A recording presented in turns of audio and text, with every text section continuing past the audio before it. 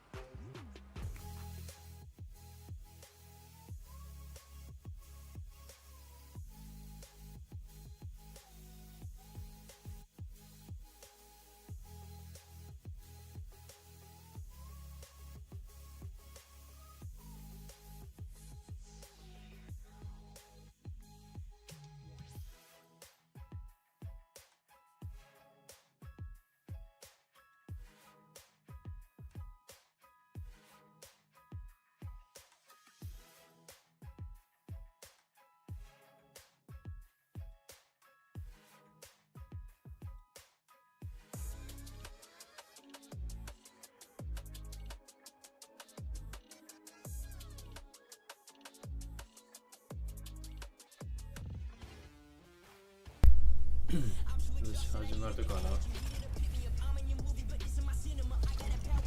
来ました。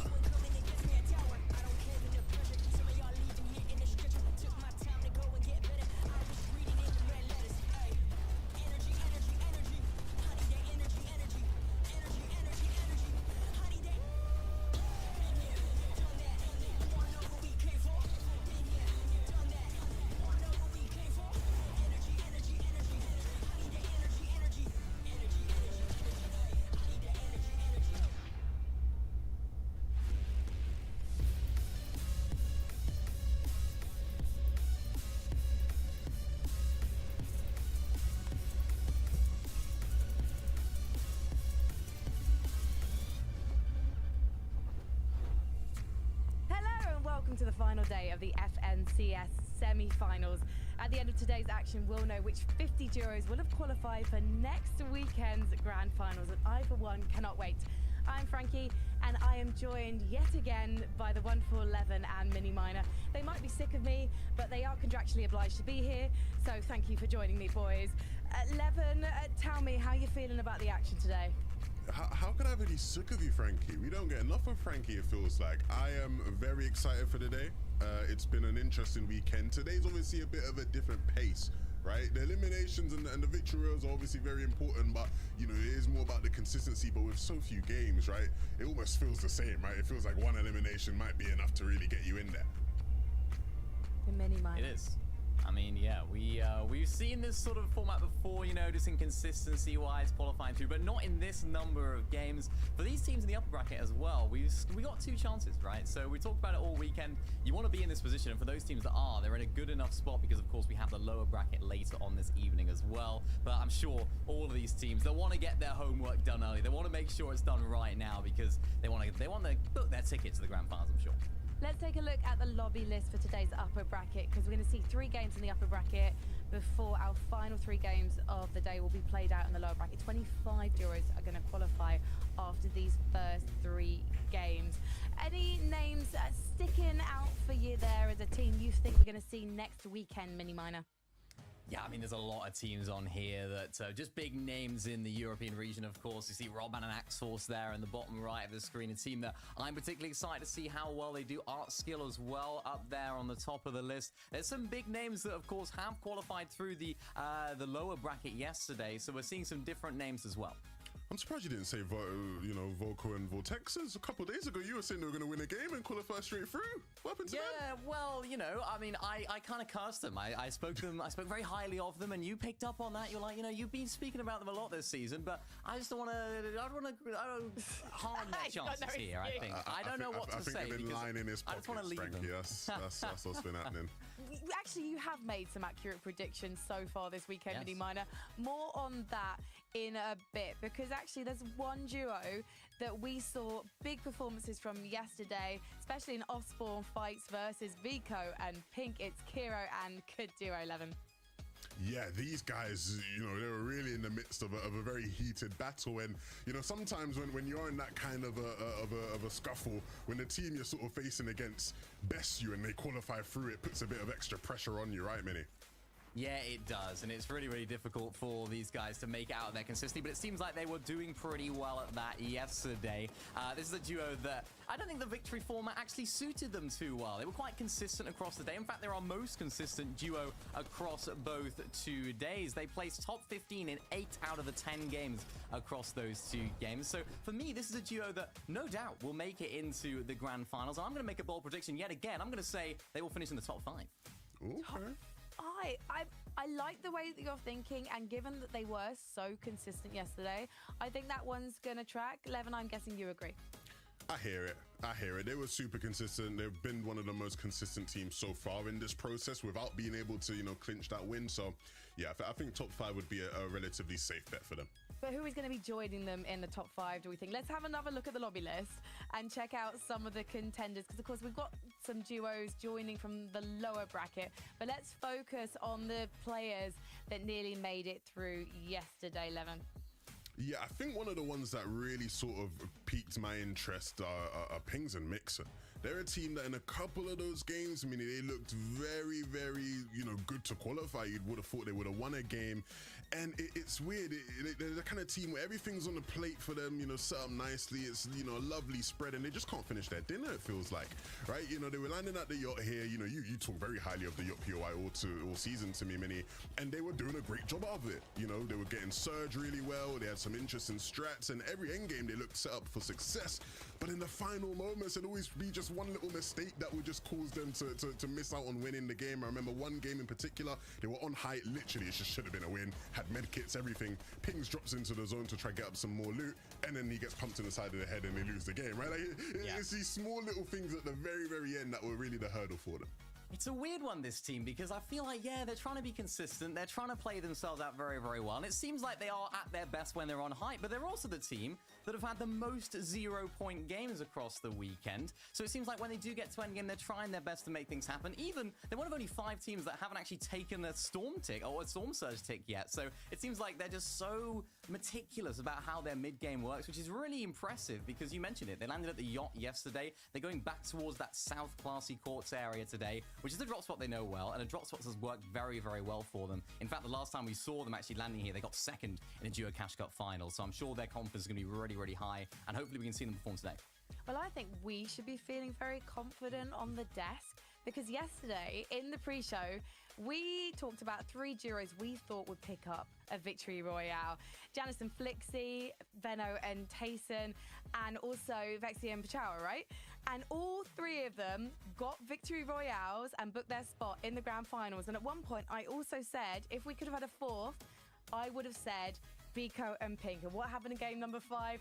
Those boys booked their spot. So I feel like we've got the right to feel slightly smug now and all do the face that Levin is pulling. But what about our casters? Like, did you guys also correct accurately? I think you did yesterday, didn't you, to Carter and Jacob? Look, Frankie, we definitely did. I think we actually have a little bit too much power in terms of our kind of prediction synergy here, Jacob. Malabuka Merstash day 1 ended up making history with 3 reboots and an 11 Elim VR. Then Perhara Vexy right after that securing the VR. But day 3 now, I don't know who to predict, Jacob. Yeah, it's been a pretty volatile weekend so far, but today the name of the game is consistency, and that is going to be key. So I'm going to go ahead and pick it for us. I'm going to go ahead and say I think Seti and Cammy, the consistency kings, they're going to be able to pull it out today, whether they get a VR or not, and qualify to the grand finals. Look, I'm on the same boat, Jacob. Cammy Seti, I love the consistency from the duo, but we'll just have to see if they can make it happen. But before that, let's head right back to Frankie, Levin, and Minnie. Thank you very much, guys. We'll be hearing from you shortly. Can we talk about the lower bracket teams yesterday, though, who have done so well that they've managed to sort back into the upper bracket? Because there are some really big names here. And when you look at that number 1 spot, Mini Minor, that's a particular shocker. Swizzy and Putrick. Yeah, I mean, what's quite funny is these are actually technically our reigning online FNCS champions, right? All the way back in Chapter 4, Season 3, which when I thought about that, yeah, it's just kind of weird how that was our sort of reigning online champs. We haven't had an online FNCS since then, of course. So this is a team that haven't quite been able to find the same success that they found back then, though. I remember back in those days, they had a really well thought out strategy. They were using all those unlimited rifts and, of course, those mythics back then. They're landing now at Ritzy Riviera. They're contested by 1 team, and it just seems like they're unable to try and find that same consistency, that same well thought out game plan. So I think maybe this is where it's all starting to click. I mean, yesterday they got their only victory royales of the entire season so far. 11. I think this is really a moment where they need to start making things happen for them. Yeah, absolutely. And I mean, they definitely don't have a strat as strong as when they once won an FNCS, right? And if they weren't to make it through today, they wouldn't even be the first team to win an FNCS and not qualify for the next one they play together. Cough, cough, Queasy and Venno. But I do expect them to make it through today because when you look at the list of players competing, they are certainly some of the stronger ones. And of course, even though this, season hasn't maybe clicked the way you would have expected for them, they have still shown yesterday that they can be a threat, they can be a force. And yeah, I mean, these two have pride, and so I'm sure, with the amount of experience they've had, how long they've been competing, not making it through to grands would be an embarrassment for them that I don't think they'll want to go through. Also, little theory, by the time they won their major last year and qualified for global championships, some of the biggest names in Europe had already qualified, and those big names have already qualified for grand finals. So maybe this is where Swizzy and Putrick just stand their ground and assert their dominance because their rivals aren't going to be in the lobby today, but these guys all are 11. So talk to me about these names because again, there's at least 3 individuals there that I'm looking at. Hen is one of them, but cast your eyes to that 13 spot.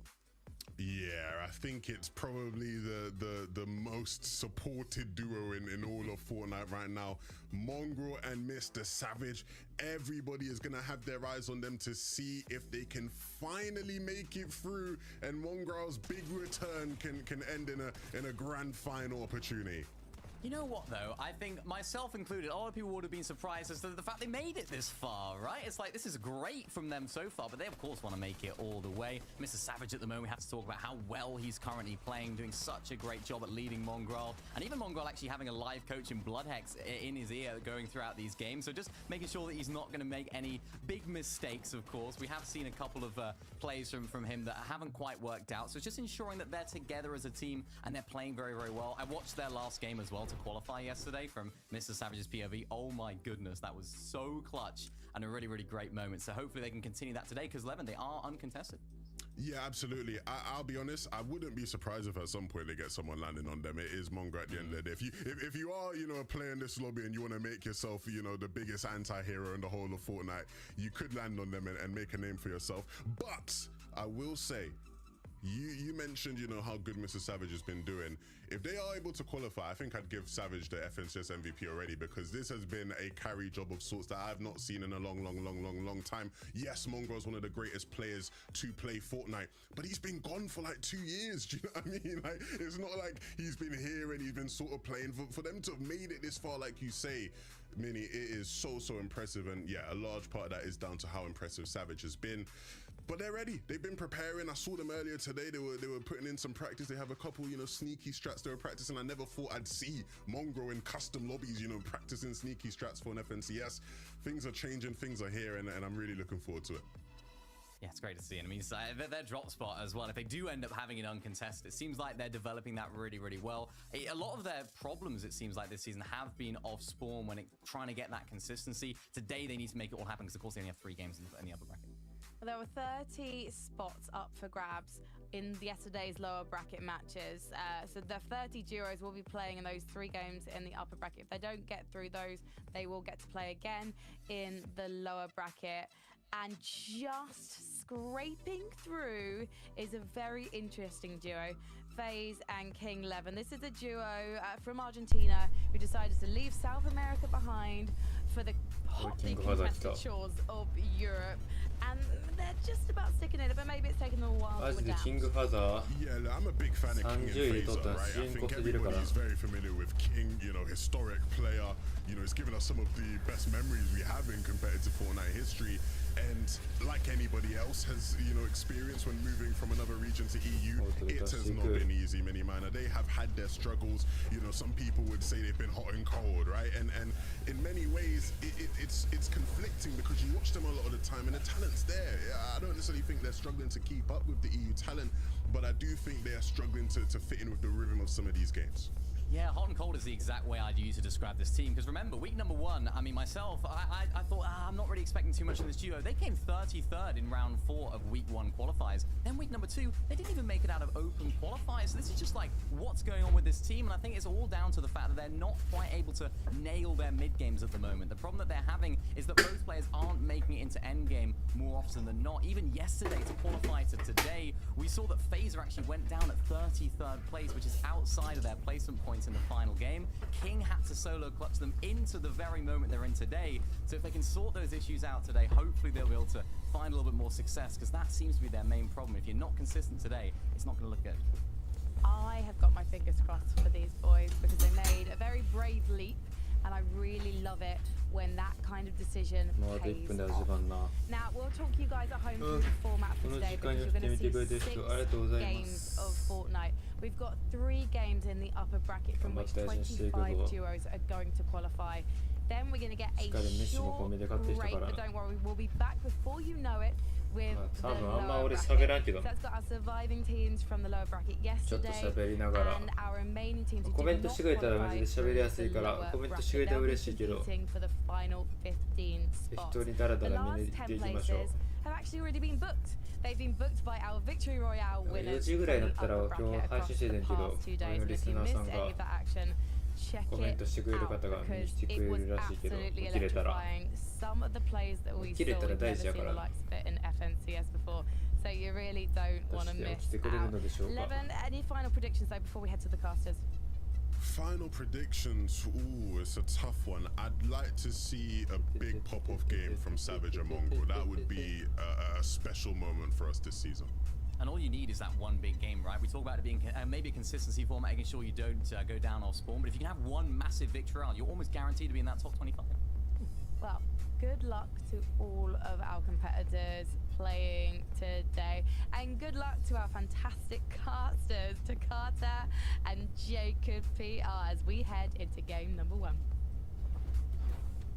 Thank you so much, Frankie Levin and Minnie. And what a way to set the stage of what we're about to see. They said it 3 games, and consistency is going to be key. But Takata, how hard is consistency going to be? I want that answer right after this, because we're getting right into the game. Consistency is going to be difficult, Jacob. But look, Minnie Levin said it.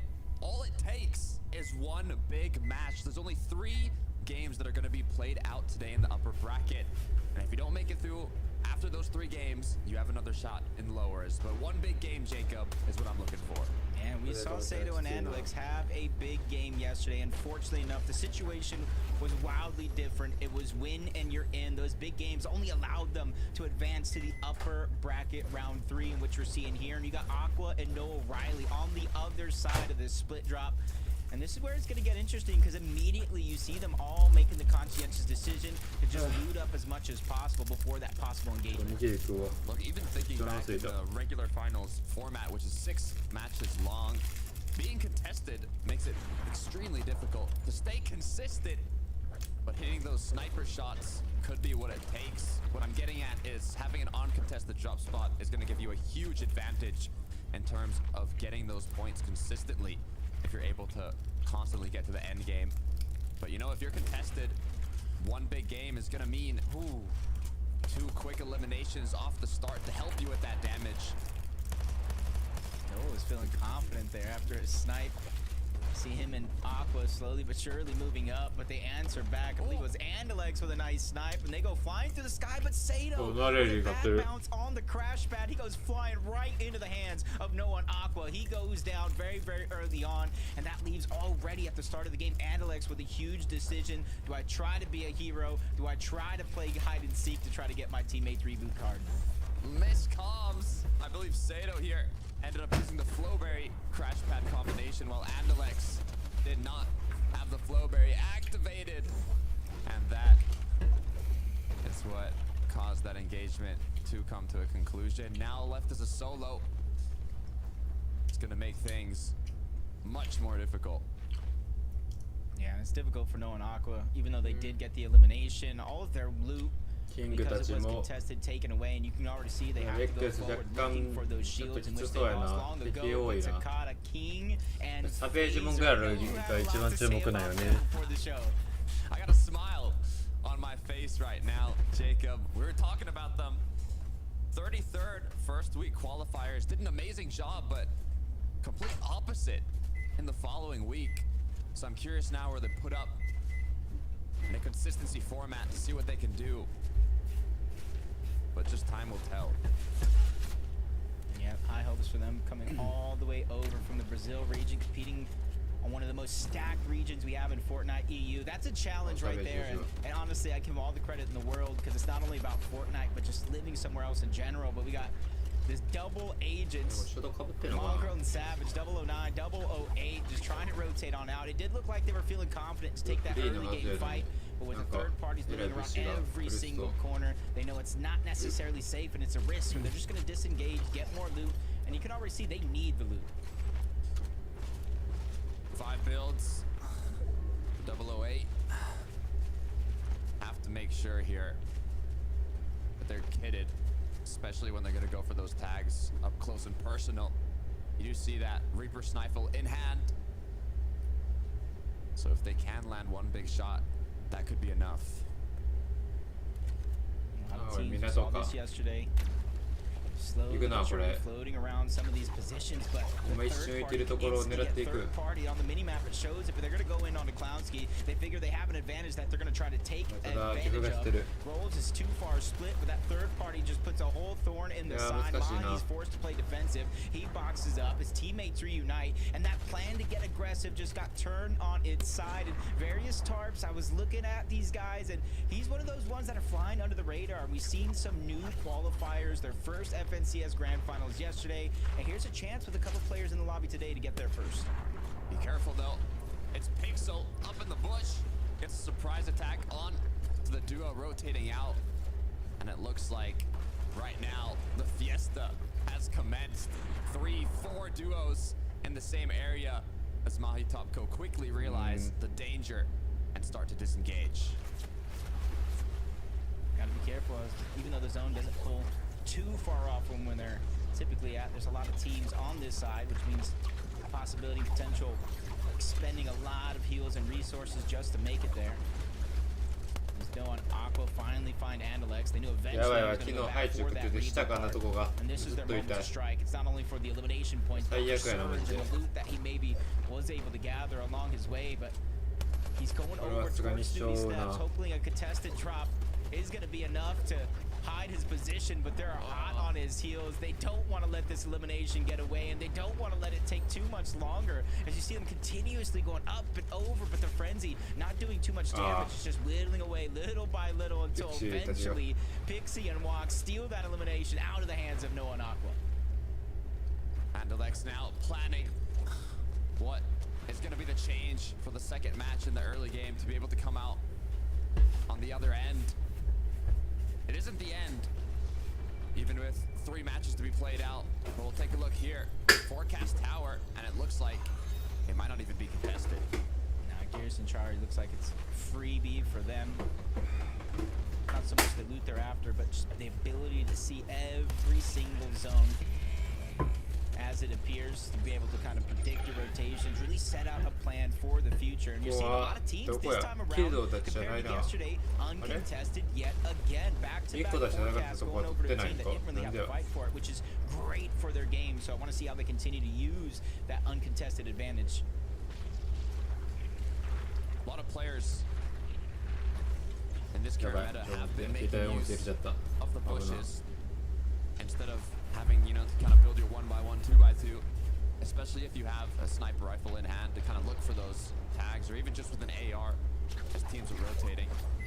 Conserve materials, you could even surprise duos, but it's happened so much that now every time you pass a bush, you're gonna make sure in the back of your head you know that there's a possibility that there's a duo crashed up in there.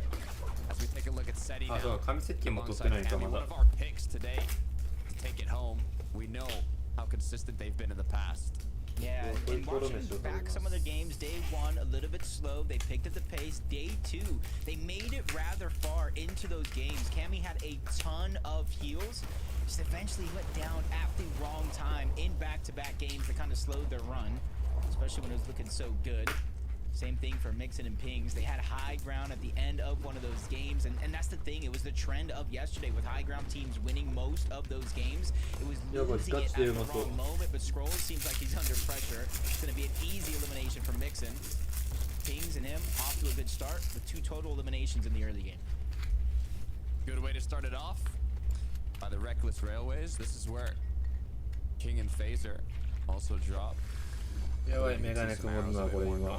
The good news in a POI like this, there's so much loot that you don't necessarily have to take the engagement if you want to give up the NPC.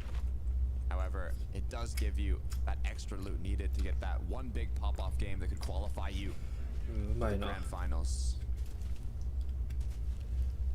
So everyone's kind of trying to do here, play that slow and steady type of game.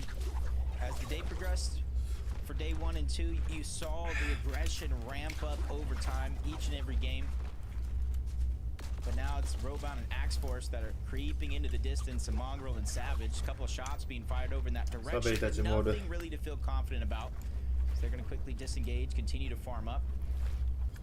They're barely on the edge of zone right now, and this is the part of the game, Takata, where weapon caches start to appear.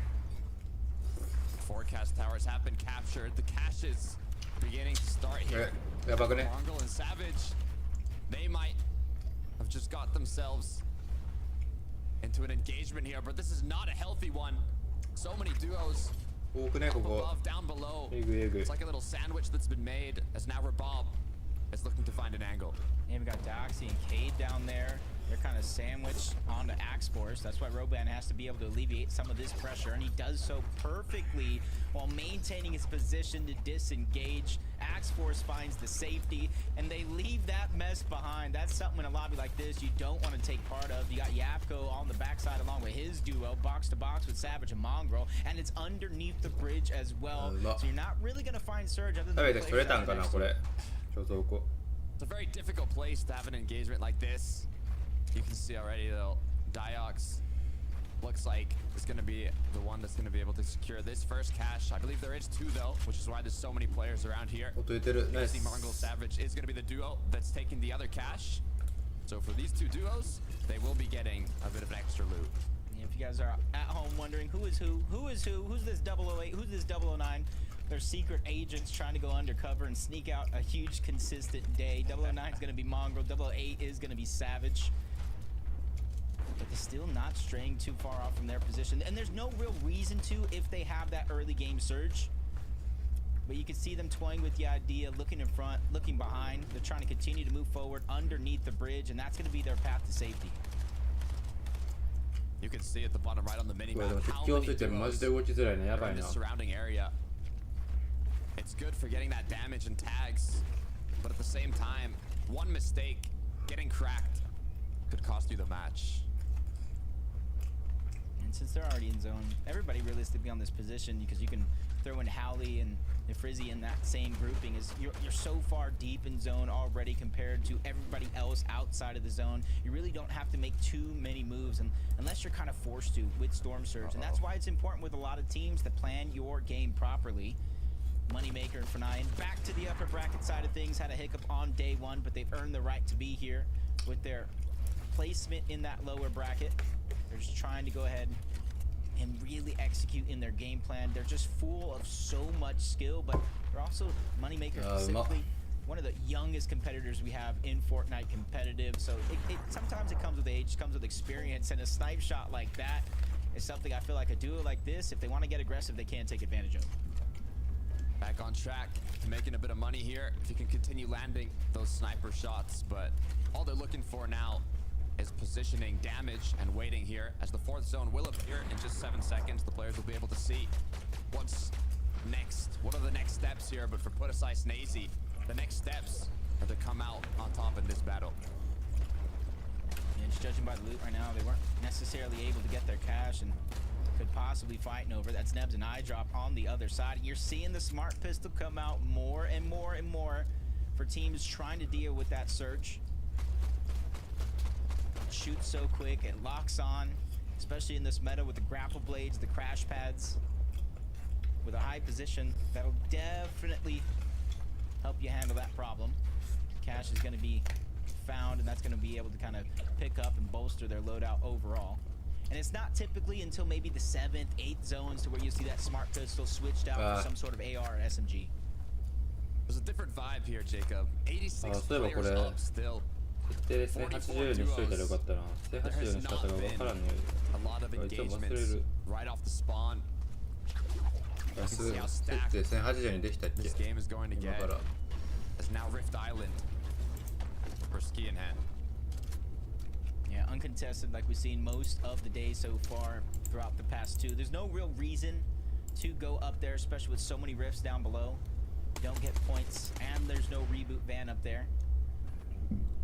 But Skay and Hen just kind of capturing it, trying to see what more they can add to their loadout. Depending on what AR they like, that can be a huge boost. You see the Thunderburst getting dropped as well. A couple switches out, a couple upgrades coming out from Hen. He likes what he sees. He's going to keep his position on the high ground due to the elevation, due to the launch pads up there. That's going to allow him a free rotation to the zone when it does pull far away.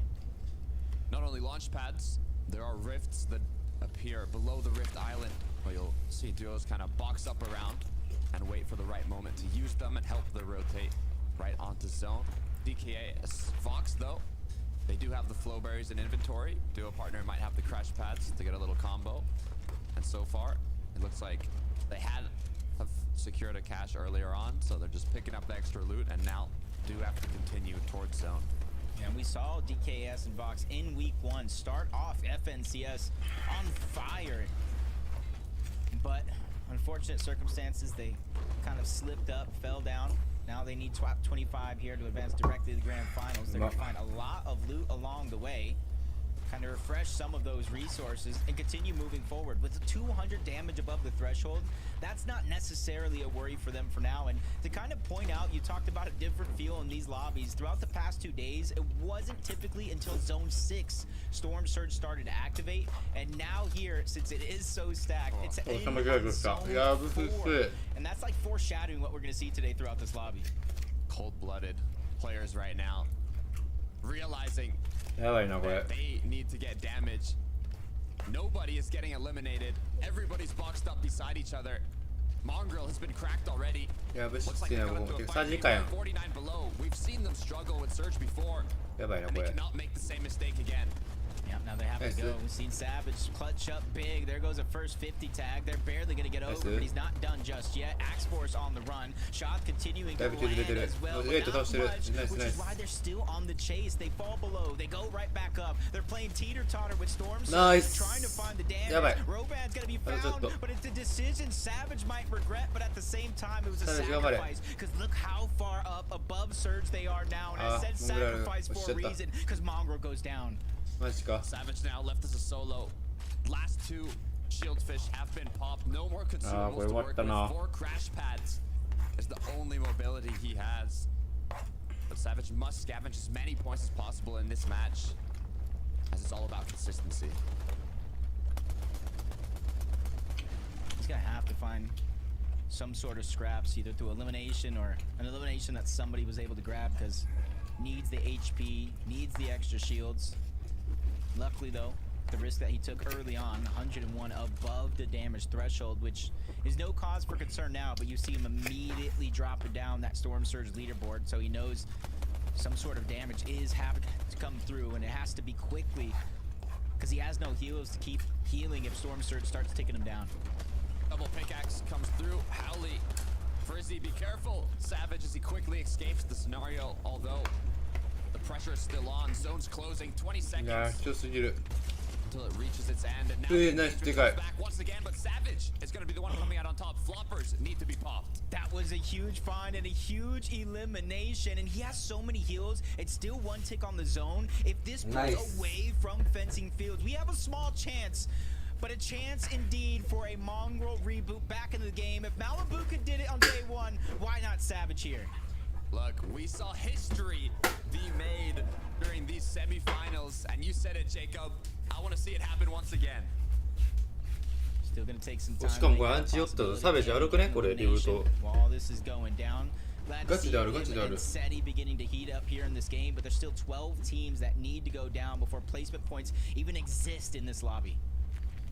Has some flow berries now. This will grant that mobility boost, which will help Savage get into zone. The issue is so many duos boxed up already, waiting for players to wander on in slowly. The good news though, it is 6 zone. He is able to stay in zone quite a bit, using bandages, using these floppers, and ideally, and kind of take his time to possibly even pick up Mongrel here from the reboot van, and then get more of an edge rotate into Storm, where hopefully not as many duos.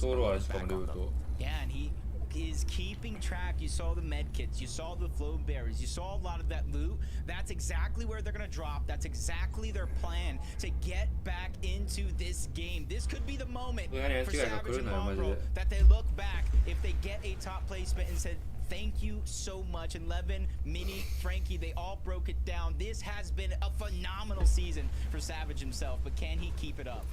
Shots come through on Mongrel as he gets rebooted, now forced to quickly loot up. Scavenger was left behind from the eliminations, and hopefully get a bit of those bandages or floppers from Savage. But as the zone starts pulling, Diox いやガチでいかんといてくれ。頼む。ナイス。諦めろ。 this newly rebooted duo. Yeah, they have to be wondering how strong they actually are, because they were on the front side of the zone. They were the ones making the rotation as that 50-50 opened up. So they have to know that these players are weak. So interesting enough, not going to get aggressive, but they're going to continue to follow in their trail. Of course, they have to get to zone themselves. So for Savage and Mongrel, even though you got back into the game, the work has just begun. Huge 7th zone for them. actually kind of assisting them with the キン pull. グファザーやっぱサージがき Now つ we いか can even see back to King and Phaser also below, only 24, but with the crack from King, the pressure is now on. It's just one of those tough situations. Storm Surge doing so much damage, and now shots coming in, so he took a lot of HP and shield, getting drained just like that, and they're still getting ticked away. Luckily, they do have the いや med ーキン kits, グ but ス it ナイパー持 only ててない lasts もんな for しか so もそんなん long. 持っててたらワンチ They're ャン hoping to キング outkill のスナイ it, パ or ー maybe で let an opportunity come to them, but they're so far away from everybody else that has to get near them. I don't think it's going to be a possibility. Phaser goes down. King stuck. 50 HP. He does have a med kit, but time is running しかも out. セッキが取ってい Two って more る takes is all King can take. Will those tags be enough to keep him above 78? One tick and 2 HP. Has 4 med kits, but their opponents are pushing now. One shot from any duo in the surrounding area would be enough to eliminate King, but it looks like he might just have time to pop this med kit. That was Seti and Cammy just went sliding down the mountain right behind them. サージ倒してるくれこれ See a replay. Savage Nice. and Mongrel. Relvis just trying Nice. to hide in the attic, trying to サビ find たち some あるあるあ safety, るま but だ they sniffed him out, 終わった sent か him と思 back った down to 一 the 時 lobby. ガチでナイス Back on board with King, who's a solo, and you see him not really able to use the full effective of that med kit. Spot some loot in the distance. He's hoping it's shields. He saw the rarity, so I don't think he's gonna find what he's looking for. But at least it's a chance for him to move closer to zone. あサビジョ落ちたうわ最悪や Blocking those shields and that damage is going to be the issue いや here. モングラルまで来てるはず As King gets closer and closer to the zone, he kind of looks for that opportunity to take some shots, but King, look to your right, grapples onto an opponent, makes it closer to zone. Still マジか up and running is now Mongol and Savage have been いや taken まあ out. まあ2キル取って Unfortunate with 8 how ポイ well ント they've 取って been る doing から up ま to だ this game, but we move on to the next. No placement points being awarded for now, so very, very crucial. あ水陣持ちたやんマジ He can't take another tick. Medkit's gonna be started. Did he get it off in time? No, he did not. Just a few seconds shy. They get eliminated out of the lobby, but there's still 2 more games left. So if you saw your favorite player go down, there's still a chance. They have more opportunities, but for the players in this match now, laser focus is what we need from them. Pixie and Walks, already 2 elims on the board. It's bumped them up 110 above the Storm Surge threshold. Cammy and Seti right beside them. 8th zone has pulled towards the southwest. It's on the closer side to a lot of these duos, but you can see how quickly the Storm Surge can change. Already 28 below. Yeah, closer side doesn't always mean the best side, especially with more than half the lobby is positioned there as well. Pixie and Walk staggering themselves, letting a couple teams behind them before the Flowberry Fizz comes out, and this is how they're going to make their quick rotations on over. The extra distance due to the Flowberry Fizz is going to make this one look easy, but while all that is happening, they fall 28 below the damage threshold, so they're going to use this chance, now that they're at the front side of zone, to look back and try to get some shots onto any suspecting players. やばい Good 眠なっ job てき from たもう Pixie す to でに elevate himself これ there, まずい giving な himself more vision onto the players that are rotating きつい back かも in しれん towards them now. 喋り相手おらん Cammy and からな Seti, 今 though, 日カズ choosing さん to stay on the borderline of zone here. これ無理 And か with just 1 second left, we'll see with that first moving pulse. Who's far away. Count on one hand how many teams got that front side of the zone as Pixie still getting damaged out by Storm Surge. Luckily he has the medallion, but he gets tagged back. And that is it. The damage, the peak, the risk he took is the same reason why he goes down to Storm Surge, because you do not get knocked, you just get eliminated. So Walks is going to be left by himself. I will say the blessing out of all of that is the amount of heals he was able to get from Pixie going down. One tick from Storm Surge combined with the sniper shot from his opponent is what Pixie led him to his demise. It's now Walks. サージが苦しすぎる Clutch it out as a solo. He does have full materials, legendary, mythic loadout, 3 med kits, everything except for damage to make it happen. And we got Hen and Vasquez on the high ground trying to hold on to it, and they are reinforced with metal and brick, double connected, 192 above the damage threshold. If the trend continues from yesterday, we might be looking at a Hen and Vasquez win. I mean, they have the height, they have the med kits, but are they going to be able to close it out? Cade with 5 eliminations, Diox with 2, total of 7 for the duo. They are looking strong. Yeah, they found the mythic hammer pump, the medallion as well, and then all those max. You see him at 150. He is maxed up right now, and this is a chance for them if they just want to look up. They could threaten for that high ground, but for now, they're slow and steady, moving towards the front side of zone. Blaha uses his teammate Yapko with very little build, so he's trying to recycle, maneuver in and out of every single one of the builds that were left behind for him. But this is where push comes to shove. With so many teams pushing in from the backside of zone, he has to hurry. Butrick, I'm seeing solo after solo. Everybody has been losing their duo in these final moments. So much chaos from the storm surge that popped so early on. Everybody has ran out of materials, ran out of loot, and now it's all about these impacts. So early eliminations for Noah, along with his former teammate Aqua, who went down. You see him trying to slide to the front side, running out of builds fast, especially if he becomes the target. He uses what little he has to try to create a little bit more of a safety net in a full box, but he still has to continue to move forward in zone. Pixel healing off. Ski hand still up above, uncontested in the clouds as Cade and Diox continue their wrath. 8 eliminations now for the duo, going for double digits. Yeah, they have the 3 medkits. But I feel like multiple teams feel like this game is going to go down to a heal off. Looking to the backside, Noah gets spotted out. Shots being sprayed through. Lazen gets targeted as well. Nice opportunity for Cade and Diox to pick up more eliminations in the end game. Seti goes down. Lazen gets finished off along with Putrick to the zone. Everybody is dropping like flies. 10 eliminations for the duo, but now Cammy left alone. Seti has been knocked out. He has just 1 build to work with, but the 3 medkits. Does he choose to take the heal off early, or does he continue with the fight? He had a couple blunders yesterday, not even being able to make it into this point of the game. So the first medkit's going to be used to stagger himself behind, try to bypass everybody else that's moving forward. But with the zone going up the mountain, it's going to cause a little bit of a roller coaster of emotions for Cade and Diox as they're trying to work their way up. Ski, Hen still up above, but now the contestation, it could be coming through. Diox grapples up. Cade still looking for an opportunity as medkits are being popped. Stagger himself one more. You gotta be careful with the storm that you are taking. Storm sickness has shut down heal-off victories before as Cade continues to move through. An elimination right before his very eyes, but him and his teammate, Diox, dropped to just very little HP. Win condition possibly going out the window, especially with Hen and Vasquez having the high ground. Advantage. あれか遅れて出てんな記憶が特別決めていきたいところリクロイでリクロイすれば基本的にはポイントが3試合からもう確定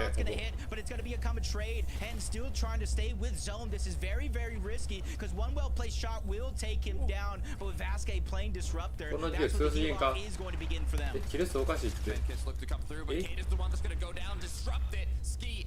ああさすがにSecuring the VR, no risk needed. The disruption was there in perfect time, stopping the heal off possibility. And it was looking shaky. It was looking scary there a little bit for Hen and Vasquez when they dropped down to try to defend and get those eliminations. But he made the smart play. He ran away, played his heals, and took the game. Welcome to the FNCS Grand Finals. That was just game 1, 3 matches to be played out, Jacob. It's all about consistency and making it to these late games. But this was the most stacked match that we've seen throughout all the semifinals. It is a completely different realm today. Yep, you got to go ahead and give credit though. Diox and Cade, the name of the game is going to be consistency. And you got to imagine the amount of points them and Hen and Vasquez, the eventual winners of that match, have picked up to try to solidify that spot. You got to think it's all but guaranteed, right, Takata? You gotta think. Look, normally I'd be saying they won the match, they're going to the grand finals, but it's consistency, so we have to take a look at that leaderboard. And for that, we're gonna go back to Frankie, Levin, and Minnie. Thank you very much, guys. What a way to start the day. Great to see Hen and Ski on top, quite literally, because they're following the trend of what we've seen so far this weekend, which is the team that reigns supreme on height tends to take the victory royale, even though the boys sensibly did drop to the grass right in those final moments, Levin. Yeah, it was interesting. It felt like a bit of a throwback, especially for Hen, man. I feel like that's the kind of way we used to see him win games way back when he was, winning FNCSs with Queasy, and then he definitely a blast on the pass for him. But they got dicey towards the end, right? The sort of final drop down that we're talking about, they both sort of swapped places on from low to high. It wasn't, by their own will. Vasquez sort of got dropped down, and I was thinking, oh my goodness, is Cade gonna really pick him off here? But Hen did the smart thing. He decided to, go in the zone, play his med kits, and they solidified a win. Yeah, and that just shows how much development that Hen has had as a player. I think, you know, maybe Hen a couple of chapters ago would have tried to take those eliminations, try to be the hero there, but what he did was really, really smart, went back into that storm, and it was a weird endgame for me there. I felt like it was very, very smooth sailing for that team all the way up on top. They had one elimination up until that very last moment. It seemed like nobody wanted to go for height. They really reinforced themselves well with all that metal, and nobody else was looking up. I think everyone else is right. Okay, we're in the placement points right now. Let's try and ride out this as much as possible and not try and go for high. So it looks like high ground might be a little bit of an option for some of our teams today. It feels a bit like all of the duos are a bit reticent to fight as well. Even early game, they were just so like not even thinking about getting tags to the point where Storm Surge kicked in as Zone 4 and started whooping some behind. Let's check out the leaderboard and find out what happened to our other duos. Do remember that Hen and Ski, they haven't got their spot in the grand finals yet. There's no golden tickets tonight. Diox and K, their rivals in that final moment with a whopping 15 eliminations, have actually found themselves in the #1 spot, Levin. Yeah, to be fair, there is no golden ticket, but I think, you know, for Diox and K, it's probably as good as it gets, right? You know, I'd be surprised if this 116 points is not enough to, you know, keep them in that top 25. I'll be real, like, you look at the way that game sort of wrapped up, you know, you're talking many about, you know, people not necessarily playing for height. I think the zone pools had a big, you know, sort of matter to do with that, especially with how Hen and Vasquez were very dominant up there, right? The sort of last move in zone sort of pulled back. That's how we've been seeing a lot of height takes happen, you know, over the past 2 days. And I think with their top and zone pulling back, a lot of people are looking out there and they're like, yeah, you know, let's not even bother with this one. There's not much room for us. Cade and Diox, though, I'm a big fan of these guys. They're so electric, right? Some of these limbs here from Cade, you know, he's really popping off. And at the end, even the one to take out Vasquez was very gutsy. You know, I don't know if I necessarily say it was the best play I've seen on the play I would have made, you know, had I been playing. But it definitely paid off, you know, to some extent, right? Getting an extra limb. This one here, right? I was like, oh my goodness, this is risky. He's only got a couple HP. But yeah, no, these guys, that's what they do. They're fearless, and they will continue to be a threat in this kind of lobby. Yeah, really nice fundamentals throughout that mid and low ground layers. They just seem to be looking and taking some easy pickings on players down below. Of course, they didn't get the win, but just a little bit of a lack of preparation maybe for that heal. Because realistically, we all expected it to go there. They just kind of let that go by them and thought, right, let's just go for more limbs. I want to get more. Was it 15 there they got in the end? So I think in the future games, realistically, they don't necessarily need to get too many points. But for grand finals, I want to see that duo just dial it back just a little bit. Try and think about, okay, let's get some more limbs, but let's make sure we have those meds. Let's set up for success just to make sure we can close out with a win. But if they can do that every game, then, well, I mean, who am I to talk, right? I wonder if we can see the leaderboard again. And what do you mean, who are you to talk? You are literally an analyst in FNCS. We value your opinion incredibly highly, Mini Miner. Speak for yourself, Frankie. Sethy and Cammy, thank you. I'm sure we're going to be talking about them a lot over the next couple of games. But if we go on to the next page, I'm really curious to find out how far Savage managed to get himself and his duo Mongrel, because he had to hold on for so long as a solo, and actually was so impressive that he survived so long. And that, to be honest, is thanks to Robin, because he managed to vine Robin behind the stairs, take him down and take all his refreshes. But unfortunately, it's not quite enough to get him and his partner Mongrel into the top 20, unfortunately, Mini Miner. Yeah, not quite enough. I don't think they had any placement points in that last game, so it would have been only elimination points that would have got them there. And it was a rough one for them. We saw a nice favorable zone pullback, so I was almost getting flashbacks of Malabuka rebooting Mustache in endgame and then going on and, of course, clutching up the win, but it wasn't quite to be. I think this is a duo, though, that can keep up that sort of endgame consistency. They're uncontested as well, as we mentioned at the beginning of the show. So 2 more games for this team. If they can get there again, hopefully they can find a bit more success, but not the best start for our fan favorites, if you like it. I think one of the casters had said, yeah, maybe we can see you know, him do a Malabuka now, Mr. Savage. You know, what's it gonna take for that to happen? And it's like, he's good, but he's not quite like the best player in the world, you know. So yeah, that's probably the difference maker here, you know. But no, Savage is very good, and he did good to keep them as running in that game as long as he did. Hopefully, though, you know, less scrappy games from them, and less scrappy games from King and Phaser as well. Right, they were struggling on Surge. Can we see them start to find some rhythm? The shade you are throwing this evening. First you came from Mongrel, now you're coming from Mr. Savage. Levin, I brought you up to be better than this. Let's head into game number 2 though and continue the upper bracket action with Jacob PR and Takata. Now keep it coming, Levin, I love it.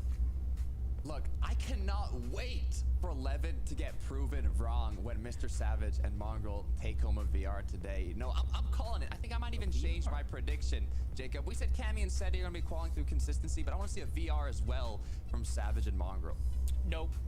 You ain't. I'm not on that boat. I'm here to go 3 for 3, and I'm keeping Seti and Cammy as my pick. Let's see if either one of us can be right in this game, because game 2 starts right now.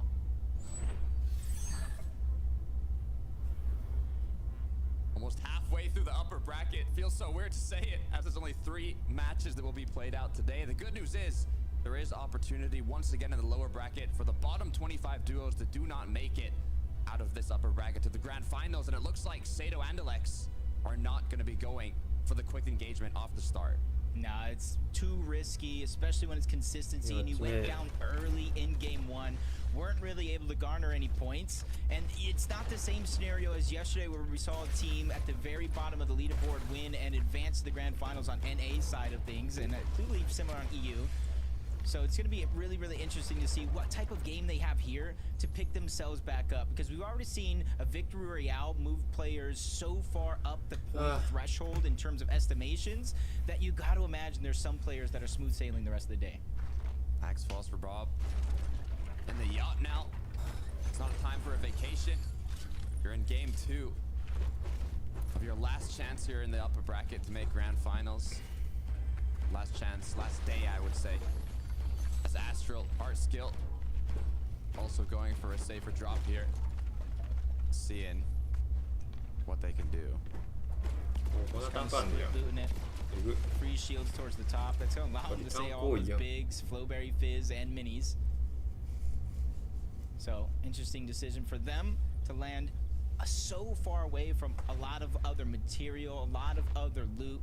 But it's about part of their game plan, and there's a launch pad not too far away from them, so they continue to move forward. And that sound which you made just made is perfect for the moment as we tune into Blaha.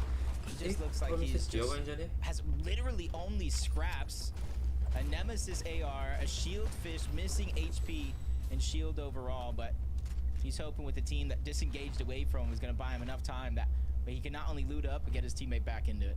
The players doing anything they can to stay up, even if it's surviving with a gray AR, no teammate, and just trying to make something happen. 49 duos still up, 93 players. You can see the pressure that is on for everybody competing here today, and it's just going to make it that much more difficult to get to the late game. Yeah, Misha and Teeny, they're a team that it comes and goes, it finds its strides. They landed here yesterday, Grand Glacier. Contested throughout the day, whether it was Vena or Tayson or some of those other teams that moved away when they eventually got that win. So they're no strangers to this off-spawn fight. They already have one elimination, so that made it that much easier for them. As they continue to look for a solo, you and I know, and everybody else at home knows that solo disengaged. You can see him on the mini-map, but better safe than sorry for Misha and Teeny. For Astral, though, you can see now the engagement has came through. Art Skill, Astral are going to be up on top, but it looks like they just want to get these elims. It could even be worth it in a lobby this stacked to just go for an engagement, because if you end up getting these elims, it's going to help you significantly with the damage that you have to do. So all you have to do is win that 1-2v2. Just win right now. It is 2 full duos here. One more on the outskirts. Then we talked about that solo not too long ago that's still trying to survive there on the edge. Astral and Art Skill are separated, but they're no strangers to aggression. Putting up a ton of eliminations in game 1. It's almost Robot and Axe Force that I feel like have to be careful in this fight, which is saying a lot. Because it's usually me saying the opposite as Astral goes in, gets the piece control. Quick defense and disengage coming out of Axe Force and Roban. This is not the best place to fight. Some of those walls are going to be unbreakable, and already you're seeing it start off. Art Skill doing the right thing, keeping his position on the high ground. But the separation that they have, all it takes is 1 second, one decision being made by Axe Force and Roban to try to full rush into the box, and that could be it. Almost got the roof through the vents now down below. The engagement commences as now both players taking shards, but Art Skill is going to be the one that gets knocked down. Astral Astral now forced into a 1 versus 2 situation, but Rebob and Axe Force do not have a lot of HP. Exactly what I was scared of. I thought it was gonna happen the other way around, but they try to jump into the box. Art Skill just gets trapped, and 2v1, not enough damage coming out of Astral. So he's forced to disengage, play on the back foot. Flowberry Fizz is gonna get the shields. The HP is gonna get granted as well with a couple of med kits on the low ground. So thought this was a tough spot to be in before, and it got even harder for Astral. Good news. Yeah. 175 effect, but is it going to be enough to eliminate both players? いや、角は入れたけど、いや、ジョフが来た。終わってる。 Not safe yet as another duo. ボルコとボルクススタ That's ーズ。 Volko and Vortexers. これは I saw them on the 積ん side. でるな。 I didn't think they were going to disrupt the fight on the boat over towards the yacht. Now Roban's by himself. They already got one team down and out. They got his teammate eliminated, and now they're just completely pushing forward. And the more he moves down low to the low ground, he's either going to get cut off by the vault or cut off by Vortexers right above him. You can see the launch pad as well has been boxed up, thinking ahead. But this situation for Yvonne is not the one that you want to be in. He was hot on the heels, chasing, making him expend so many materials to get out of here. But he did a quick cut back to the other side. Vault's there trapping him off. Exit. Tries to go around to try to find some safety. But they pre-coned it on the other side. And finally he's able to find some sort of escape. But Volko and Vortexers, it's set up as a short pad. So he's still on the yacht. It's like a scary movie where you're stuck at sea. Roban can't escape. He keeps running. Will he be able to make it out as Vortexers now is going to end his marathon and secure those extra 2 little eliminations? That was such great awareness from Volko and Vortexers to kind of block off the pad on one side early on. They saw that the other one was blocked off due to the earlier fight, and they knew he wasn't able to escape that whole time. So they stayed aggressive, and it paid off. They get 2 eliminations out of that exchange on a couple different players. That's going to give them 8 points to start this game off. Building up to see if they can find any duos close by. Yeah, a few extra tags, but let's see what's happening out of the ocean. Seti being chased by Noah and his duo partner, trying to swim away. I'm not sure how that ended up. It looks like Seti still is on the run. Now with only 24 HP, does have some minis, does have a couple med kits, but it's going to be so difficult, Jacob. Yeah, this is not what you want to have happen from one of the more consistent teams throughout the last couple of years. They started this one in 6th place with 60 points, which it's actually a good amount of confidence that you're building, but with Cammy going down, with 45 teams still alive, it's going to cause some disturbance here, but Seti doing a good job escaping. There's not too many teams around. He's going to be able to refarm where he needs it, but you can see a lot of his material is going to be stacked up already. So for Seti, it's just about buying time. There's a ton of time on that reboot card, so eventually, we've seen him before and we'll see it again. He's going to go back, trying to bring Cammy back into this game. Mongrel Savage now looking a bit more isolated compared to the previous match. They do have a lot more materials to work with. They were struggling a bit on that in the first game, but now what we know is they need damage, and that is exactly what they are hunting for. Yeah, just outside of the bubble. It's only been 1 game so far, so the points are going to shift, of course. But it's gotta be a terrible feeling knowing that everything that you were able to do, get your teammate back in the game, give yourself a chance, went right out the window. You gotta have like a pitcher's mentality. You gotta be able to forget in the next inning, or in this case, the next game. Looking to get aggressive on the Volko and Vortexers, who already have their eliminations and their surge up until this point. Making sure to not get overly aggressive, as also third zone has appeared. They do kind of have the positional advantage. King and FaZe are in a similar situation here as they make their way on into zone. They finished with their loot path. They've started on the rotate. The question is, do they have that surge path? Where do they want to base up here? What do they want to do? What's the plan to deal that damage?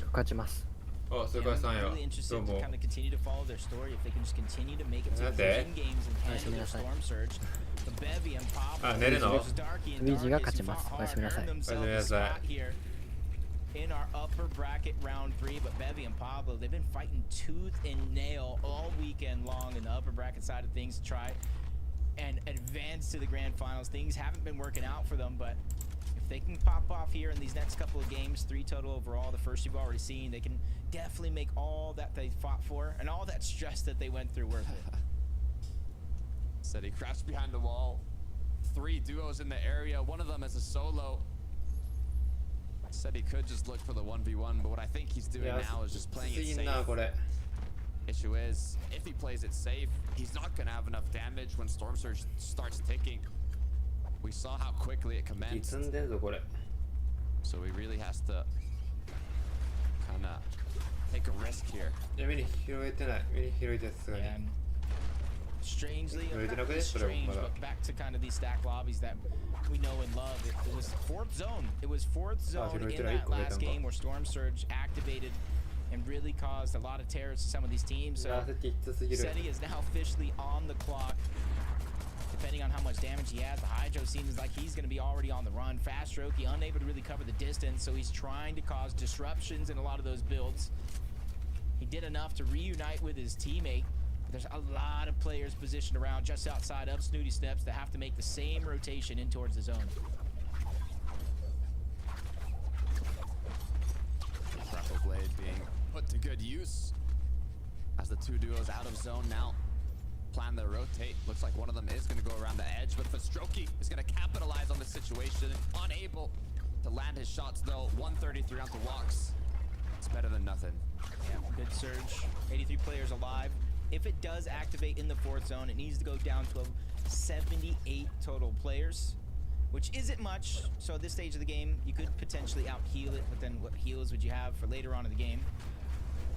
4 teams kind of stacked up on this side of zone, some in, some out toward Fast Strokey and Hydro. They're positioned below that mountain where Kirsten and his duo are at, and that's the team that's going to gatekeep those guys on that side of the map.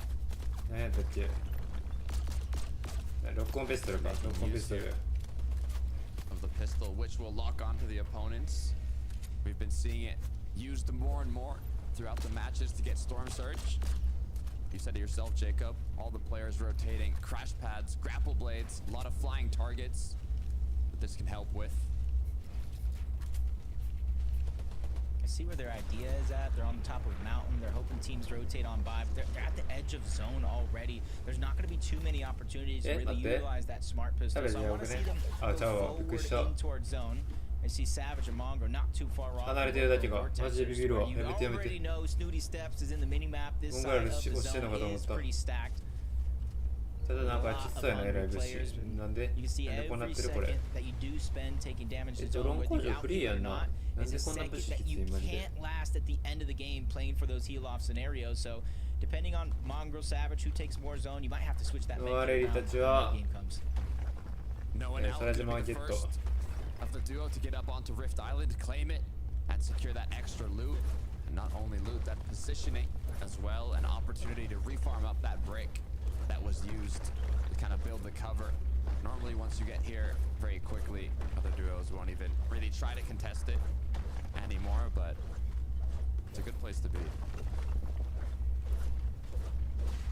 See all that farm.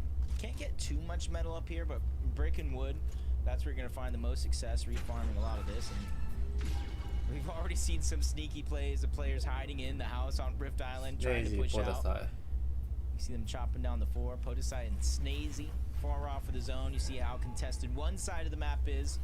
Well, here's the other. You see not too many players positioned around Snazy and Podesai, which is a blessing in some cases. This one, it's a curse. They're down on Surge, and Seti's down all together, trying to fight for him and Cammy. He goes down. So that 6th place start that they had to this game is definitely going to make him fall down the leaderboard with that elimination there with 40 players alive. They were at 60 points going into this match in 6th place. It's top 25 that makes it to the grand finals after the 3 matches. And all they have left now is the 3rd match of the day, the last match of the upper bracket. Snazy Podesai, though, looking to see if they can find any pickings from the duos that will be rotating late into zone. 9度 Surge wasn't necessarily the best last we saw, but at least it's gonna kind of shut off for now. ここもロックオンペストラ持 The ってん next な time we see it appear, if players aren't as active as in the next zone, zone 5, that's where it would bring us down to 64 players, and that's something we've seen in the first game. A lot of them suffering, not able to get the damage early on, so they're forced into a position as the game progresses. Marius and Sandguild, they're at the edge of zone where not too many teams are, so you see them moving forward and forward, closer and closer to the center, so that way they can actually have an opportunity to get Surge if they need it. You can see they're kind of using the mountain here to try and block line of sight. So they only use a couple builds there alongside the rotate. I drop Nebs using the classic strategy of just replacing out buildings to get back the materials you use to take cover here while you wait for the zones to unfold. 0 elims though. Hopefully they have been looking around for damage. They have quite a few duos in the surrounding area, so there is opportunity, especially if they get a bit more elevated. You can see as they rotated towards that house, they heard that team position next to them. That was Marius and Sango. So they peek it through the cone, information, shots if they can get them. Nothing's gonna be able to get through, but as all that action's going down, Wheat takes down Misha, leaving Teeny by himself. We've seen them both do wonders, rebooting late into some of these games of the past, but can they do it again as Yakko and Blaha? A little separated from one another, but this isn't necessarily too strange from what we've seen here. It allows him to cover more ground and get more opportunities for potential shots just like this as he has his eye on Swizzy and Putrick. Remember how they started? Blaha eliminated Yapko. Ooh, yeah. 14, I think, 20 HP, gray AR, nothing to work with, and now they are above. AR の弾全然ないな、ジャッコ。ただサベージたちしてるか、これ。サベージたちおんの？ Yeah, the time there it takes to get to your teammate could be the difference between getting eliminated, going back to the lobby, and having a successful defense. 170 above the damage threshold as well. Teeny, soloか。have to make too many risky peeks. いや、きつ。シックネメシスはあるけど。He has the Grand Glacier, Mythic Enforcer. I should say the Nemesis, but after that, without a teammate, it is going to be tough, especially since he has only advantages. So going back into the zone isn't necessarily going to be the best play from him. Astasi and Podesai finally found a team to get aggressive against. 62, continuously falling. 71, now being infected by Storm Surge itself. This is where they're slowly but surely inching themselves between a rock and a hard place. Yeah, it's so 62 below. Pressure is on as the ticks come through.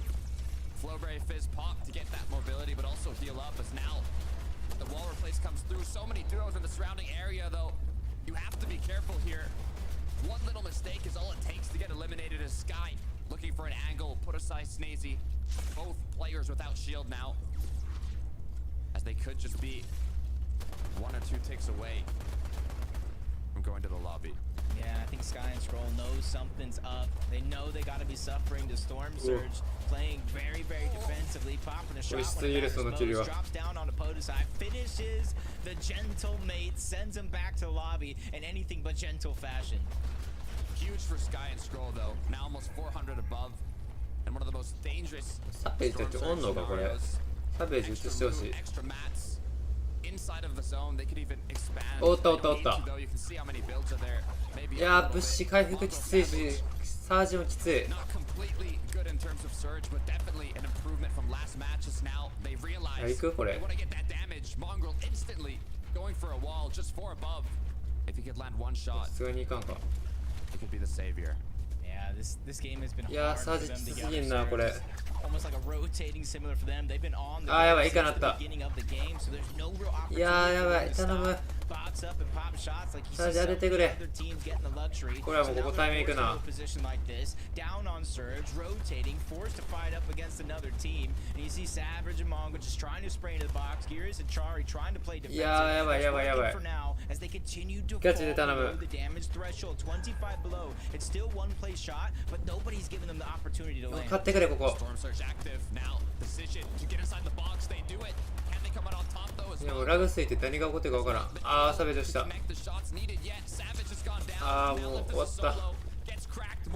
applying pressure, just 7 HP to work with. 消えたけど to make a miracle happen. Yeah, back-to-back いや games where they're きつ stuck す in ぎ a る position, forced to have a chaotic fight マ to ジ get か the surge that they きつい need. かやっぱ And it goes and happens again. This time it's Mongrel who survives instead of Savage. But it just goes to show that いや き their ついな plan, これ because they're forced to rotate so early and for so long, is just going right out the window. With only one game and one opportunity left, he has to make the い most や of the これ position は he's ちょ in っと as 無 a 理か solo. な300 medal. 最終マッチリクロイかちょっとローワーで頑張ってもらうしかないな Couple shots from the AR. マッチ連続稼いでないわきつすぎんなさすがに He's kind of rolling the dice here as he rotates, hoping ラグついてるあでも he 当た does ってんな not get shot. But there it is. Huge tags onto held. 変態キャリーで11以上か辛すぎんな All he has to do is make it in. V2 クラスできる体力でもないもんな Instead of just following the team and fighting whoever's in front of them, but slowly slips on down. Might be a little blessing in disguise because you saw how stacked that side of the mountain was towards the top. Find some more shots on the team. メイキでかいあやめてやめて Because we saw Misha go down early on in this やめてくれ feed. But now he's under pressure, sandwiched between two different teams, top and bottom. He needs a couple seconds here to alleviate the pressure. He's able to find a med kit, but out of builds, out of time. They go down to Harrison Scree. Not safe yet. うわーまた It 1 looks キル like しか they're 取れて just ない on よ the ポイントが borderline of zone. I'm not even sure if they're in. It looks like they barely are. Zone has actually サー played ジ pretty が well き from つそう them. すぎるサベー They ジ do have a nice rotate along the right side here. But being 7 below, they knew they just need a few tags. Maria Sangil, if they need tags as well, they might just take the trade, but it's not even going to be a trade. It's going to be a knock. Now with the advantage, they go for the engagement. Even with the elimination that they found in the backside of zone, they're still suffering to surge. And you're seeing the huge difference from the weekly qualifiers, even the lower bracket, leading up until these stacked lobbies. On the upper bracket side of things, you have to be able to switch your game plan and your play style at the drop of a hat, because surge right now is the biggest problem throughout the past 2 games. Surge is annihilating every single duo in this lobby. Kiro Kiduo, even with 2 elims, only 53 above us now. You can see the amount of duos grappling through the field. It looks like a party. All the players flying through. Ooh, nice little cheeky shot right there. Love the attempt to come out, but finally finds a spot. Still not in zone though, but they're just trying to stagger themselves, let a lot of the playing field この bypass チー them. ムもサージ And き that's つい gonna な be Kiduo's あーやばい job to シャム try キ to もや find ばい that safety. Their next rotation calls it で out. 俺 They're の gonna 応援してる move. チームがどこも Shimoki's 通らん on ぞ as これ well, but he's 38 below the やめてくれ damage threshold. Even with an elimination on the DKS, he still has to figure out what he's gonna do to continue to find these shots, especially being under pressure just like that. 24 shield doesn't have time to bomb Shimoki minis. Has to SCG focus サベージ on zone, on damage, どこもあかん being 今んと solo こ as well. You can see the pressure continues being applied by all the duos seeing these players あーサー rotating ジ in か lane. い終わってる Analyx close by, stuck below this ridge, does not have a lot of vision on anything at all. Let's say to an Andalex, they're looking a lot healthier than the other duos so far. What a way to make up for going down off spawn in game 1, making it pretty far, but still not far enough. Only a couple teams going down has granted placement points up until this stage. The medallion being passed around, making sure to conserve as many of the heals as possible. いやーやばいなシャムキ狙われてんな Towards the backside of zone, that's going to be Shimoku. We already know he's a solo, and he's taking damage to Storm Surge all on top of that. Uses the med kit. Now the minis are coming out. いやーエグすぎる Shows that it's a sign of weakness. ガチか And Andalex and Sato are going to take advantage of that fact. やばいって Wow. Huge impact, but they have to continue. アンドと応援チームが Difficult here. Andalex is doing what he can. 全部死んでいってる He's lost his duo partner. He's popping mini after mini, 64 below, and it's going to keep ticking down. Just 40 players up, now 39. Everybody is running around, doing damage, trying just to survive and make it to zone as Andalex is the next one to be taken out. Kiro Kiduo, though, incredibly healthy. Chemistry is on, full duo, and they continue striking. And probably one of our most consistent and dangerous duos that is still left in this lobby, and they have their eyes set on the speed. Luckily for him, quick thinking, he gets above and out with that grapple bay to safety, but they're still down 116 below the threshold. But I feel like that's not too much of a worry for them. They stagger themselves once more, and with that, they're going to continue to jump in front of a lot of the teams. And the Flowberry Fizz, the elevation, they're going to have an opportunity to get some shots as soon as they get to the front side. High ground's elevated, but not incredibly high. They're actually very close to the second height layer, as Kiduo and Kiro still are able to group up together. With so many people in the surrounding area, all they want to do here is get ahead. And that's exactly what they're going to do, and they did such a great job handling being down on Surge, getting ticked away. Now it's not necessarily going to be a worry for them the rest of the game. It's all about coming out on top. Bevies, Pablo Wingu, backside of zone, staggering themselves just a little bit too long, but that's just so they can get the Flowberry Fizz off and move just like that through the front side of zone. But Bevies, he gets lost along the way. Pablo's stuck by himself. Multiple teams are pressuring all around him. He's just trying to survive. 9 builds, now looking where that shot hits it. It's Sky. Does he get the knock? Was it robbed? He got it, but he has to go ahead. Yeah, and there goes the high ground opportunity for Noah and Aqua. They're going to go above and over, but they landed a couple shots, and the chop comes down. That gives them the confidence to try to maintain it. We've seen it happen throughout the weekend and in game 1 so far. High ground has been winning these games and setting the leaderboard on fire. Noah and Aqua looking like they're back. Can they close it off? This walks Pixie in the dirt, gets a nice materials to bring them forward. Even a med kit dropping behind, but that's going to be Pixie's job to make sure he finds it. Dandy goes in. It's a huge fight towards the backside of zone. One's going to get dropped. Walks is doing all he can, but there's still so many teams trickling down. He's trying to stay above that low ground layer. You have to try to avoid it, and he's doing such a good job. Backside of zone. Stocks get found. Another shot. Walks lands it. Elimination before going down, but the top 2 situation for Kiro and Kuduo.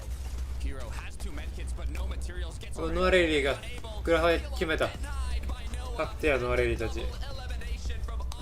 アクアノアレイリー、アクア久々にやり帰って強。They pushed the team off their POI in game 1, uncontested in game 2, and they rode that horse all the way across the finish line. It was almost picture perfect because throughout all that chaos, there was very few times I saw Noah Aqua under distress. Perfectly executed high ground retake, and now back-to-back matches where we didn't see an insane heal off. In the first one there was a small one, but with all the surge and all the action that's being unfolded throughout the late games, these players are running out of materials so quickly, running out of loot, running out of consumables, that they can't even really try to play the heal off, especially when you have that much aggression from a duo like Noah and Aqua. And it looked like they're playing a game of peekaboo there on low ground. Noah shoots from one side. It didn't look like Hero knew where it even came from. Aqua drops down to the other, finishes that game off. And I feel like Noah and Aqua going under the radar on the broadcast, but they've definitely earned a huge amount of points and likely got themselves a spot in the grand finals. Look, that's definitely on my list of things that I love to see. But also, there are 3 things that I love to see, and that's Frankie, Levin, and Minnie. So let's see what you got. Thank you so much, guys. Very sweet this evening, making the most of our last broadcast of the week and making the most of what is a very short upper bracket session. We've only got one more game left. Game number 2 was taken by Noah and Aqua, and it was quite smooth sailing for the boys during that game, uncontested at the start of it. For everyone else, definitely a tougher situation, but how did Noah and Aqua take it in the end, Levin? It was the classic. Is it a bird? Is it a plane? It's Aqua on height. Oh my goodness, I'm so happy. My region is healing. Balance is being restored to EU. Aqua's on high ground. No, it's not from first moving zone, fair enough, but it's still there. No, Riley was going up. When he was going up, I was there going, hold on a minute, what's going on? He's like auto-shotting people. Like, as he's flying through the sky, it is just, it feels so good to see Aqua back. That's another big thing where he's been gone for so long when it comes to the big moments, and to see him on this stage now again is it's beautiful. I'm happy. Yeah, when I saw them get that victory, I just double checked. What year are we in? Because we've got Hen winning on height, we've got Aqua winning on height. in 2 games. I mean, this is crazy stuff. And as you mentioned, really nice height take, nicely played endgame as well. I think it was 8 eliminations they managed to get there at the end. So just really just nice height fundamentals. We saw a little bit less height contestation in game number 1 this time. A little bit more teams need that big game. But this time they're in like top 10 going into this last game. So they're just playing with the utmost confidence right now. And if they can continue to dominate or score and make sure they can have that spot uncontested, this is a team to look out for in grand finals. Minnie, do you think it's because it's a return to a format we've seen in the past, and maybe they're getting nostalgia vibes themselves? Maybe. I mean, I know Aqua's always been on top of the high ground. It's always been his sort of thing. He's had a few issues with injuries and stuff like that in the past, right? So I think that's hindered him a little bit. In terms of the format, I think maybe we'd expect him to do a little bit better in the sort of victory formats. We haven't really seen too much from this team yet. So it's great to see them on the big stage. It's great to see them back performing well. I know a lot of people would recognize these names as top tier players in EU, and it's nice to see them back there again. Well, let's take a look and see how our top tier expected names did on the leaderboard, and also to see if there are any newcomers to the throne. And actually, looking at that 11, it's almost like the usual suspects. I mean, look, might be unpopular to say, I didn't think Aqua would ever come back and play without Siphon. I mean, it's the unpopular thing to do. I just never thought I'd see it, to be fair. But look at him, he's up here in first place. And look, there's a good chance now that is going to be that for them in terms of they have made it through. I think that will be enough points. I doubt anybody in the lobby is going to be able to have that much amount of points to overtake them. So really, really positive vibes from them. Of course, you know, Diox and Cage still up there. Hen and Vasquez still looking good. I think the big thing now is that for the teams that maybe aren't, you know, looking comfortable, aren't set up, you know, really nicely going into that last game, it's real pressure time. Real pressure time. I mean, this is difficult. We see Kira and Kiduo there moving up 42 places. Nice big game for those guys. Of course, that forecast tower having a big part to play. And of course, it's not just these first names that are going to be on the screen. It's going to be the next page as well. That this is really where things start to get a little bit difficult for our teams like Prism and Casper, who are just on that edge. You see Pablo and Beby's having a good game finally there as well. Even Seti and Cami here. This is a duo that I know I expected them to sort of cruise this format. It's not consistency based now. It's not all about the win. I expect them to be in the top 5 guaranteed, but it's going to be a dicey last game for them. They just need to make an end game together. That seems to have been the struggle this weekend. They're both not in the position to take it by force together, and these 2v2 situations we're starting to see in the end game, it's just like, for example, Hen and Ski, they managed to trade each other out, and Seti and Cami, they're just not able to do that.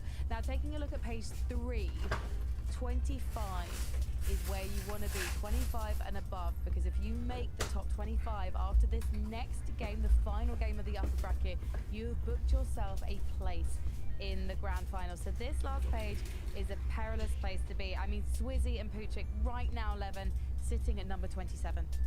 Yeah, they're just on the outside, and so again, it's crunch time. You know, when you're a former champion, which is what they are, we have to respect them as such. There are expectations that come with that, and so, you know, you'd like to hope they can deal with that pressure. You know, and honestly, I think that leaderboard there, you just look at it and you go, it shows how tough the region is really right now, man. A lot of those players have had great moments so far this season. Just below them, the Frizzy and Howley, a couple weeks ago in qualifiers or a couple games last week, so it's like, いや、俺の応援してるステージシー・パトリック、シャムキー・ウェイとサベージ・モングラールが Yeah. Well, luckily for these guys, they have the lower bracket as well later on, so they don't manage to qualify through. There is still that second chance, but of course, all of our teams, they want to get it done early. They want to get it done now, and this is where the format almost changes for teams that are maybe from like 30th to maybe 35th, 40th, around that sort of area of the leaderboard. Maybe why not try and go for the win? This is almost a victory format for those type of teams right now on the bottom of the leaderboard. So it's all about this big last game. And of course, it's kind of weird to say last game already. I feel like everybody's got started. Well, you heard the mini minor. It's time for these duos to get it done in the final one of the upper bracket with Takata and Jacob PR. It is the final countdown, the last and best chance on the upper bracket side of things to qualify to the grand finals. Top 25 Takata is all it takes, because if you don't, you go down to that lower bracket and then you have to place top 15. Look, King, Phaser, Mongrel, Savage, these are all players that are currently outside of that top 25 and need to make something happen to qualify through this upper bracket. I'm getting nervous myself, Jacob, and I'm not even playing. Yeah, I'm at the edge of my seat already, and don't be surprised the chair is out the window. You see me standing at the end of this game because that's how the action has been going. Even though we had one game kind of go off to a heel off, all those heel offs have been out the window. Players want to win. They want to take over. They want to deserve that spot, rightfully so, by taking over some of these games. And Takada, with the last chance left on the other side, let's go ahead and see who's going to take it.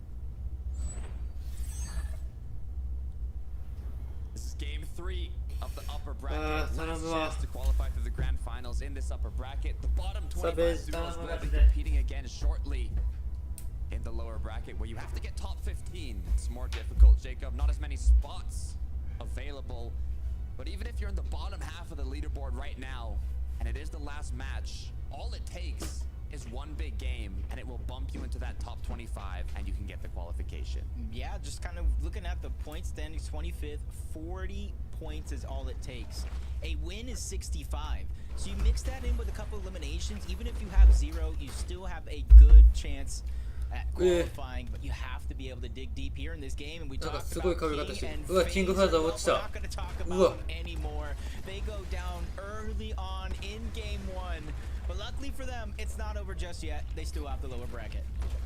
Still have that next chance to make it happen. Motivation, Jacob. Let's take a look though. What's been happening in the Reckless Railways is what Phaser and King ended up getting elimed. Misha though, a lot more action in this final match, Jacob. Yep, with everything on the line, it's almost a must, and he drops on top of Teeny with a well-placed couple of shots. And wait, did everybody go down? Yeah, what? Everybody got eliminated. The Grand Glacier is now not so grand. It's an empty glacier without anybody there. Volko Vortexers, Pleasant Piazza, another duo up.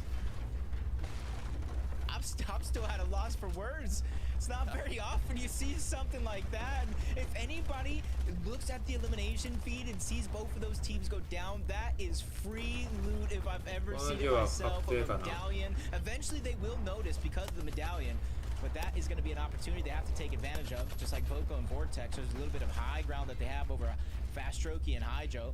They're just trying to cement their position. But since this fight started so early on, both of these teams very, very low on resources. And that's going to be the shining hope to try to take advantage. You've got Vortexers on the other side trying to cause some commotion. But he has to be careful. He's so far separated from Volko. We've already seen that's all it takes for a team to try to get a knock. Making sure to find the angles here. At the same time, replenishing a bit of materials in these early game fights. You're so low, only 7 builds. You have to be constantly farming and looking for opportunities.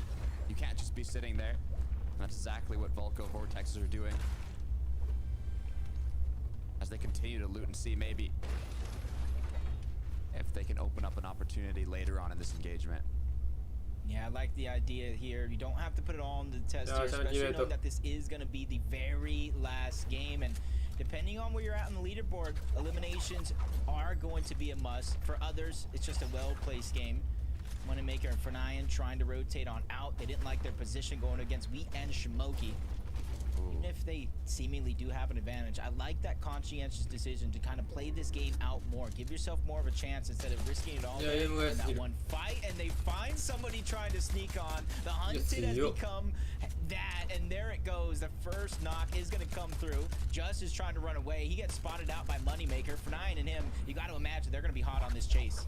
They were crouching. Almost Fernayan kind of acted as bait there, and Moneymaker capitalized on that to get some quick shots and even get the knock, leading to this 2v1 where they're going to look to finish it off. Yep, one goes up over. Fernayan on the other side trying to cut off any escape routes.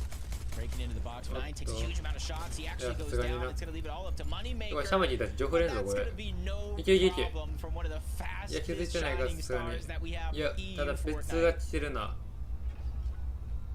We were talking about it. Let's actually kind of see here what happened at Grand Glacier. It looks like there was a trade. Both players gone down. No, that's just very unfortunate. Depending on where they're out in the leaderboard, it might just be one of those decisions that you regret. ホウさん持ち出したな。Misha, さっきすぎる TD から。 to the lower bracket, they go as well. It's just one of those things that happen here. Fortnite, even if you're kind of a favorite or a star, but Pevley and Bablo trying to go ahead and push forward. They probably spotted out both Moneymaker and F9 and finished this fight, so they have a sense of how weak they actually are.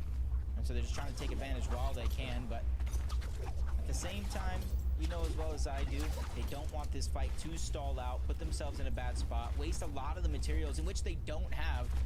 So I think it's going to be a smart decision for them to disengage.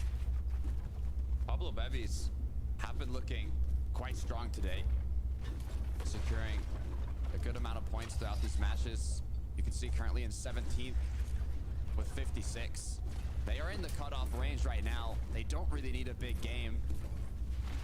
They just have to hold on. Yeah, 56 points. I want to say I feel like they would be safe with a top 15, maybe even a top 10. Even less than that, but you know, I'm playing it safe here, thinking at the points, trying to be a mathematician, but around, they're gonna find some safety, loot up, figure out what their plan is. The Grand Glacier, we saw the double elimination from both of those teams. The medallion stayed up for so long, and I thought this was gonna happen, and finally it does, but it's not just one team that moves over in this direction, it's two, but Nebs and I drop, they're the quick ones that make the move for the actual NPC. You see, they get the mythic nemesis and they have the medallion, and you see they're making their way towards the vault as well. From the trade in Grand Glacier to now the loot being secured by iDrop and Nebs. Full on vote mythic loadout, but there is another duo close by. We can see that this is one of the duos that needs to make something happen in this match, being outside of the top 25. Specs and tarps. Relvis is getting double teamed by Marius and Sandguild. Kefi's there to alleviate some of the pressure, but the damage has definitely been done, and you see an HP getting dropped off just like that. Relvis gonna go down. Kefi's at least able to fight back, but 10 HP and a dream here. Sandguild's trying to break in towards the other box. His teammate has to have made some sort of communication about how weak he actually is.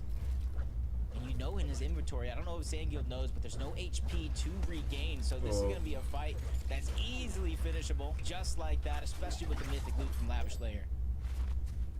Quick elim and instantly deciding to disengage now. Has damage, has loot, has everything he needs except for his duo partner.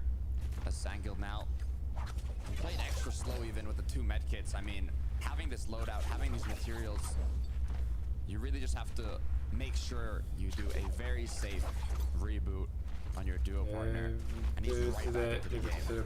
Yeah, and you have to imagine Rebels Roost, not too many teams land over on this side of the map, and especially when they rotate, they tend to kind of rotate on over towards the east, maybe a little bit of a south. We know he's going to get his teammate back into the game with very little opposition off of the actual reboot. How they continue the game, where they find their loot is going to be a whole nother question as we jump on board. We and Shimoki outside of the bubble, 30th place, only 22 points garnered up until this point.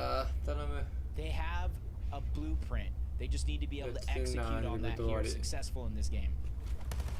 Up 25, sitting at 40 points. So they are not too far, but it's still a bit of a ways. Sandguild Marius now, shortly after the reboot, once again got themselves into another battle. Marius has been cracked. They have 3 builds to recuperate what has been taken away from them. The question is the duo that's fighting them going to continue applying that pressure? Are they going to continue looking for these eliminations, or are they going to back off? I think they answered your question very, very quickly. Look at the mini-map. They're going to disengage. And I mentioned not too many teams were on this side of the map, but Dexy and Eclipse, they actually land at Rebels Roost, so they're one of the few teams there. And with a little short fight, a lot of those shots being popped off, another team hears it, wants to join in on the action, so there's third-party potential over here towards Rebels Roost. Look at what happened with Monroe and Savage at the forecast tower.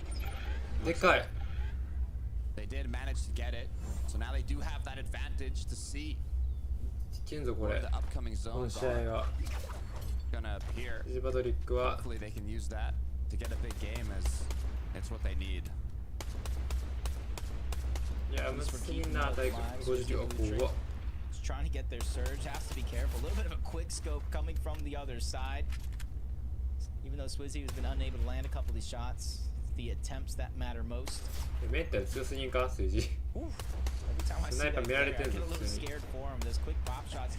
And we've seen this season, due to those weapon modifications, the angled foregrip, it allows you to have a quicker aim down sights, and that's what you've seen a lot of players run on these Reaper snipers. That's scary. I mean, we've seen what can be done. One shot to the head is all it takes to knock down your opponent. Swizzy Puchik, one of the duos that are on the cutoff right now.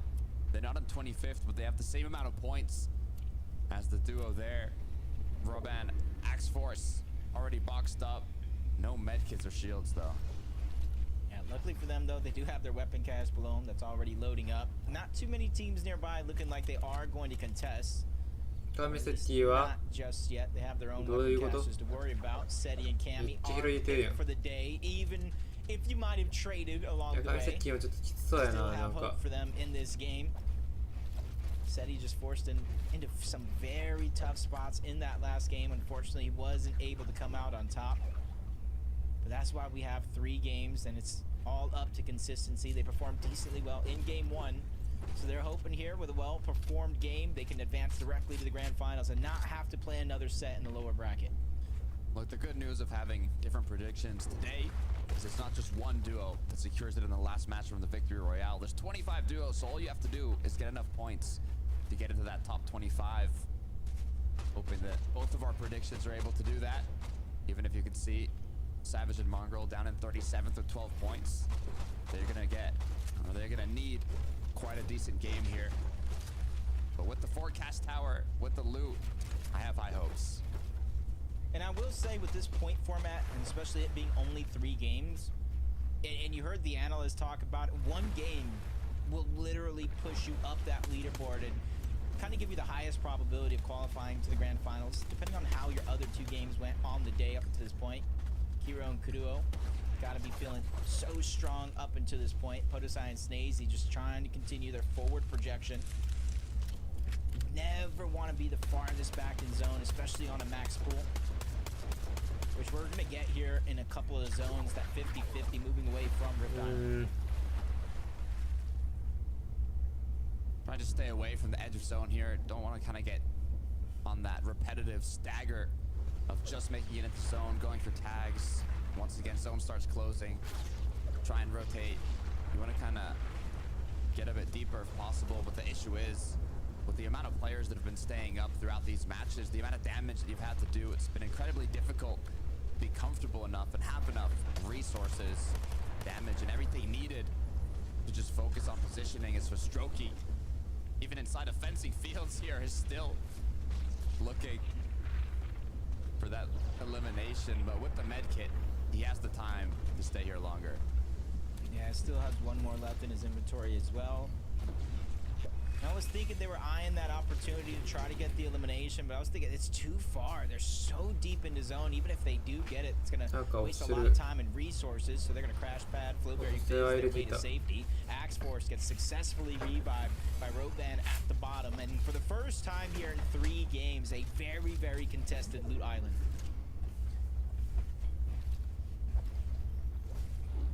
Roban now gonna kind of decide, do we stay on the edge here and take shots, or do we go for the third party as they know there's an engagement for the flag? But Mongrel and Mr. Savage look like they're in a bit of their own complicated situation. As Mongrel, it's gonna be Savage actually who gets cracked now. Opens up that option for the opposing duo to play a bit more aggressive if they want to. But I think they're just happy with the damage being in 4th place. I mean, Yeah. The same thing. That's Hen and Basket at the bottom. They literally have nothing to lose taking any fight here for the rest of the game. Still though, for Savage and Mongrel, 10 teams need to go down before those placement points start to click in. So very, very vital. They play a smooth, safe game as Mixon's already down. Pings just trying to go ahead and create more space. It's actually a revive that did go through and successfully, I might add, even with another player above them positioned around. They're at least getting themselves back up, not forcing the rest of this altercation. You still see at the bottom right of the mini-map. Looks like there's even more duos on Rift Island. I think I only saw one of them down below. I think Mixon gonna be on the hunt for Vox though. Be careful, Voxy. As now it looks like it's gonna be incredibly difficult to get out of this, and there it is. Yeah. 4 elims now. サベージちょっと苦しそうやなこれ。どっか資材変わってもう一回 It was impossible for him to run away. I don't know if he dropped it or not, but yeah, he did. You see it on the side. He had the smart pistol. So while Pings was putting down suppressive fire, breaking the builds, anytime he crash padded or moved away through the sky, Mixon was just lighting him up with that smart pistol, forced him into a box fight scenario. And in 2v1, those are almost unsurvivable against a team in a lobby like this. So great work and great wherewithal from Mixon to be able to switch in and out of that inventory to make the plays just like that. They're also in the center of zone almost. And there was barely any duos in the surrounding area. A majority of them are on the corner of the zone here. They've been rotating quite late and also just staying beside all of the other players that have also not had a lot of freedom to rotate in early. Blaha Yapko now boxed up in zone, looking around. A lot of teams feeling like they found their safety. Rift Island already kind of moved out towards the zone, so I think a little bit more north on this one. Maybe towards that open patch of water, especially with some of the zones we've seen so far. But being in center, like you mentioned not too long ago, gives you the greatest chance being able to rotate once that 50-50 does pull. Blaha and Yapko are almost right on the line. The point threshold currently stands at 40. They're at 42. Not a full elimination separates them and the other side of that bubble. いやー、それじゃあシャページがどうなるか。 All these duos we've been seeing outside the threshold, praying that they can make something happen in this last match, choosing to box up close to another duo here.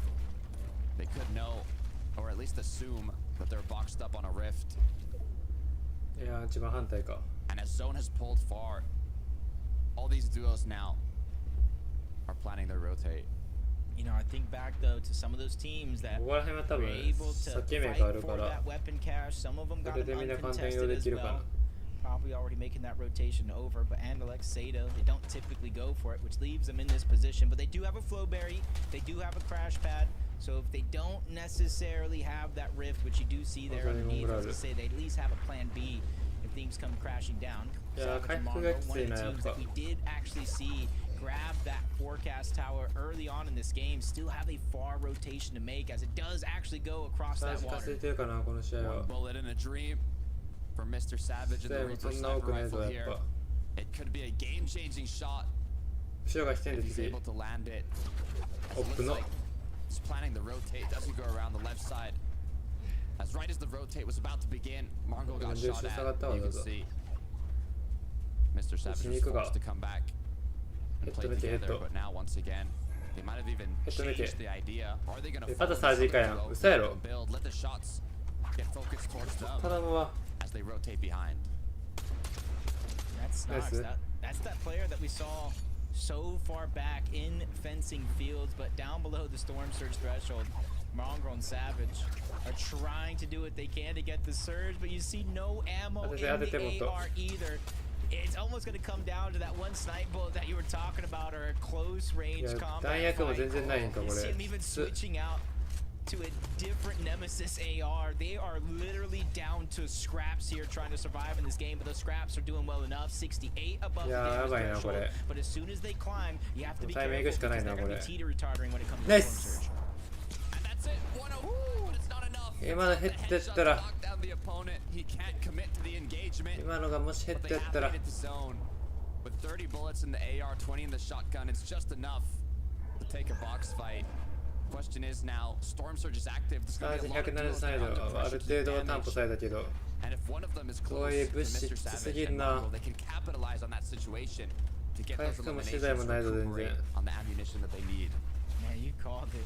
A game CJ パトリック強すぎるやろ状態。これは通ったな、さすがに。 due to the lack of ammo to being able to chill, think of the next strat, maybe get some comms from your coach, Putrick Swizzy, 619 above.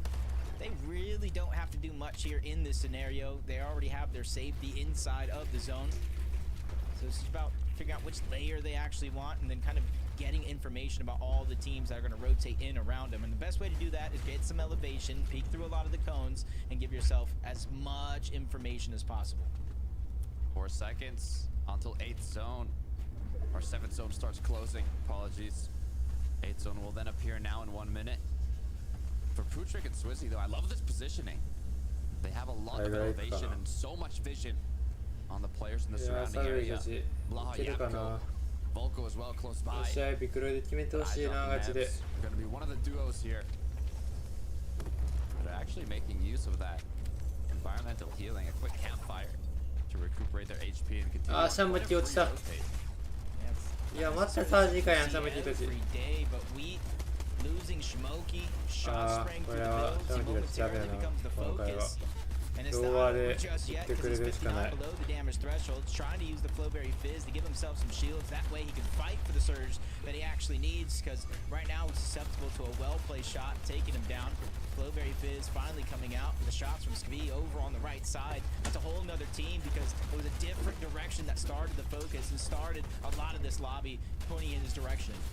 Just 20 more takes of his Flowberry Fizz and goes onto the fight against Nate, but is unable to come out on top. As now Ski as well has gone down. ここいいかい。俺は美味しいぞいいかな。テクサベイたちからしたら。The ones on the other end of the engagement, 72 below. 返したんちゃうから、しかもそれから今の。 Being below on surge. もっとサベイたち進めてくれ。この日は。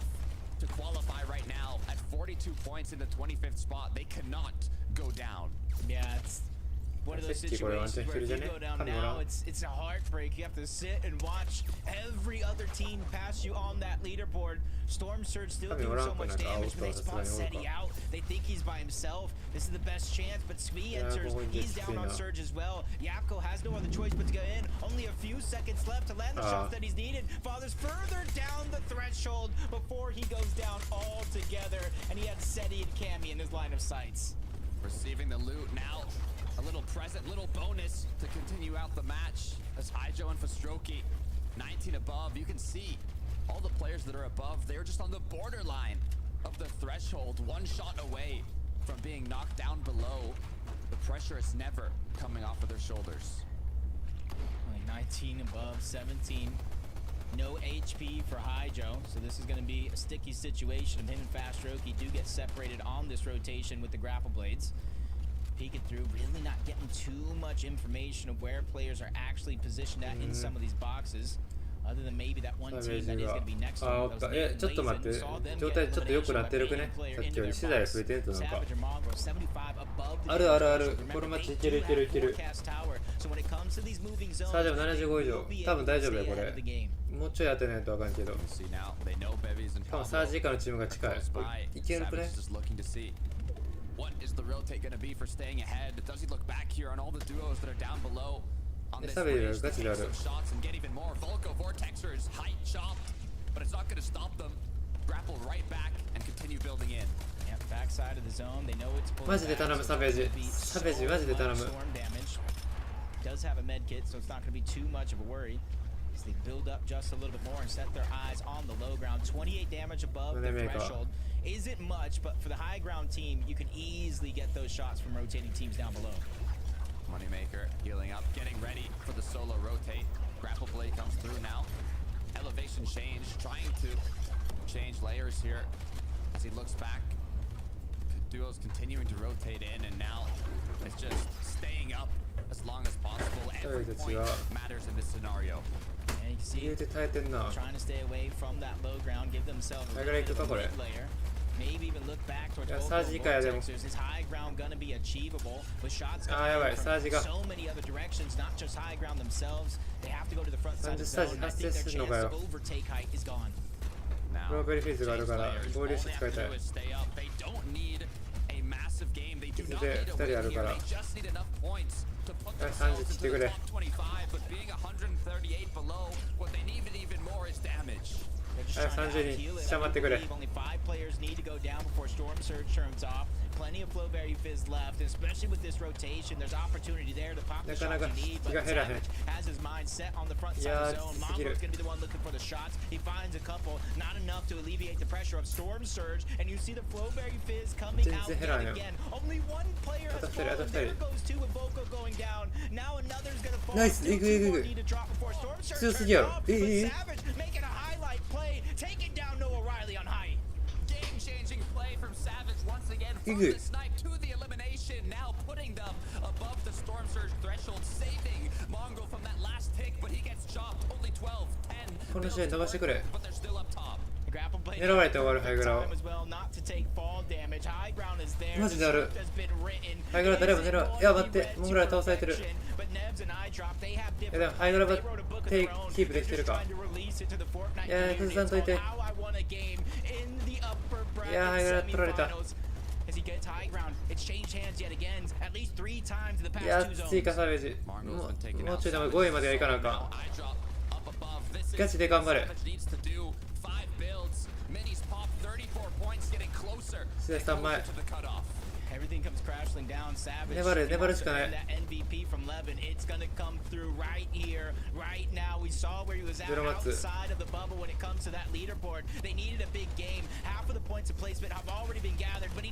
ナイス。いや試合取れてない。いやマジか。いやギリきついか。Time will tell, but Mixon's just trying to push himself further up the leaderboard along with Pings, who has to sit and watch his duo do all the work. And great chance finding all those opportunities, but the last of the builds come out. あ、パトリックは決めたなこれ。解析もしっかり決めている。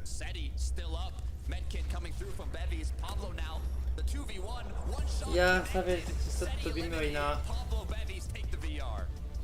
多分届いてない。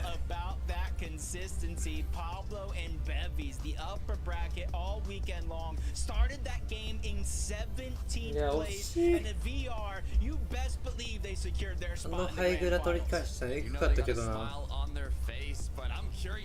Was Mongrel able to do it alongside Mr. Savage? Did they get enough points? Did Kemi and Seti get enough points? We saw them in second place there. All you need is top 25, but if you're unable to secure it here, you still have. いや多分届いてないかな。12ポイントとスタートが。いやワンチャンいってるが、ワンチャン届いてる。It was not easy any step of the way, and this proves it to be so. A great drop on the Swizzy into the box, and that's about the time we lost Pablo along the way. You see him trying to catch up in the zone while healing off, but it just wasn't going to be enough. 2v1, they end that fight quickly, and they go ahead and move up the leaderboard to a safe spot. ギリ届いてそう。いや分からんわ。いや俺多分ギリ届いてないと思うよな。いやマジで頼む。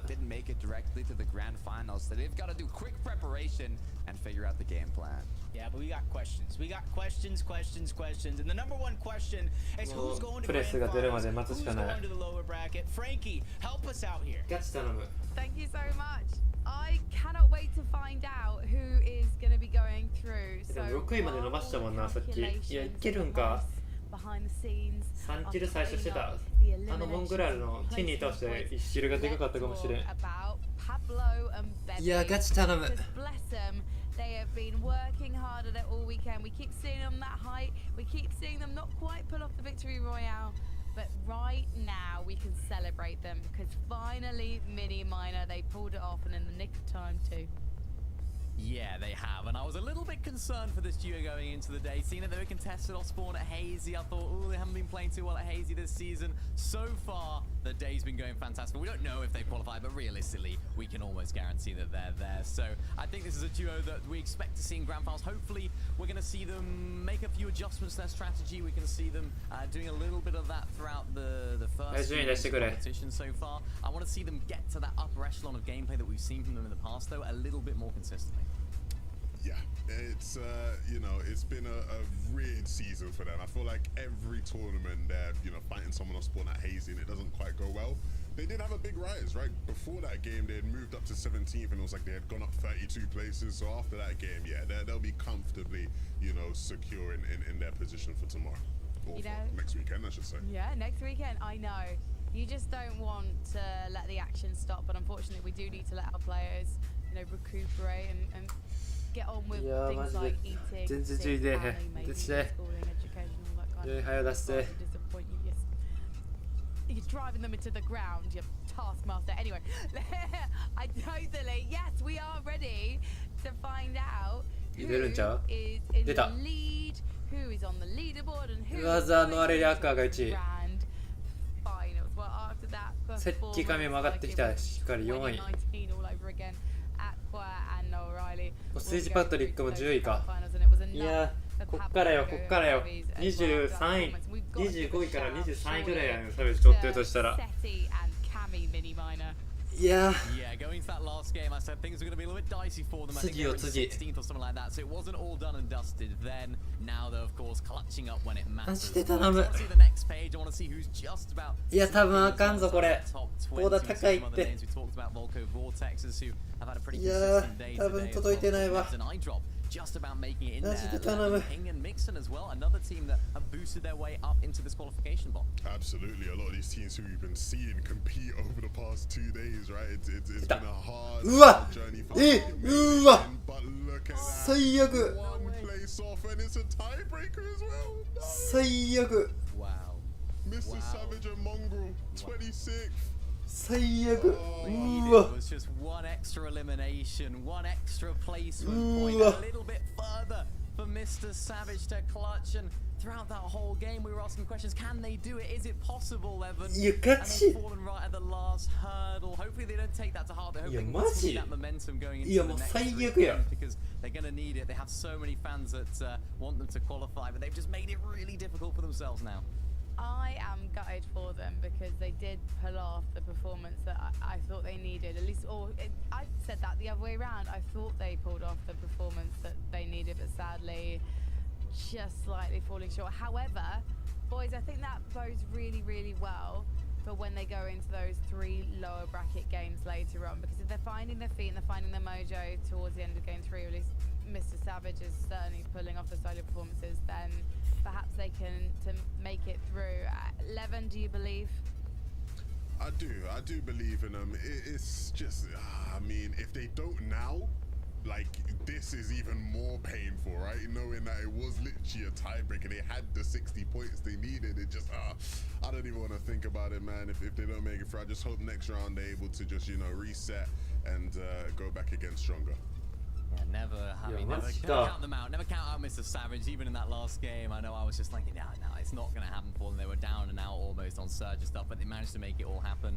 I think that was their golden opportunity. Uncontested drop spot, top 25. Now, who knows how the drop spots are going to look? Who knows who's going to be contesting who for lower bracket? And it's only top 15 that qualify through lowers. So if they did a decent performance here in the others, they've got to beat that yet again in lowers. And who knows how things are going to go, but I'm particularly excited for that. I'm so excited. There's 3 games left, and then we'll have our final 50 Euros qualifying for next weekend's grand final. Sorry, Levin, it's not kicking off tomorrow. I know you want it to. And I hope, Levin, you're going to be able to stick out this short break as well, boys, because we have got to have a cup of tea. Reset, let everyone get ready who needs to get to the lower bracket, and then we will be back very swiftly. So please hold on to your horses and join us again after the short break for the lower bracket.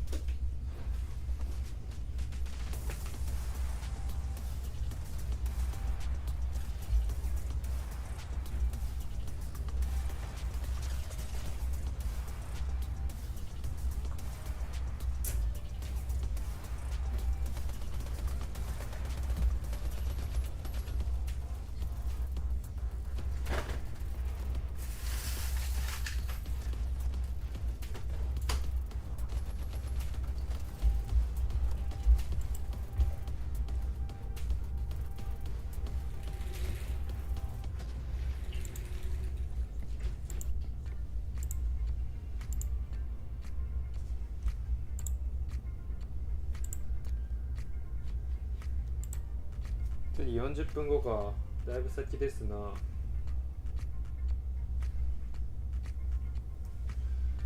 いやマジか。ちょっとどうしようかな。見るか。海外勢見とくか、しょうがないから。一応配信つけとくわ。配信切ってもいいけどな。俺もなんかゆっくり一人で見んのもあり。どうしようかな。まあつけとくか。じゃあ一応ちょっとトイレ行こうかな。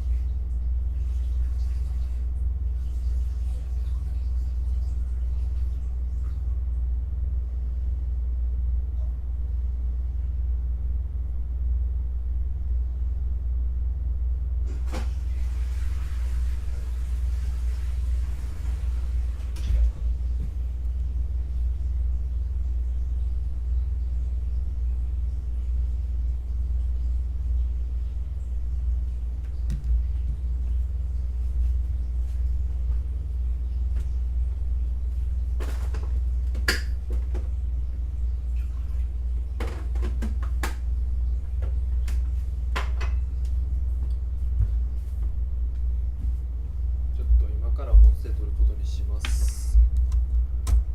音声取っときます。じゃあ一回配信は閉じます。配信どうしようかな。次やるか。親はカーブも来てくんの。俺はもう家ゆっくり布団で見ようかな。次は。ということでお疲れ様でした。それじゃあ。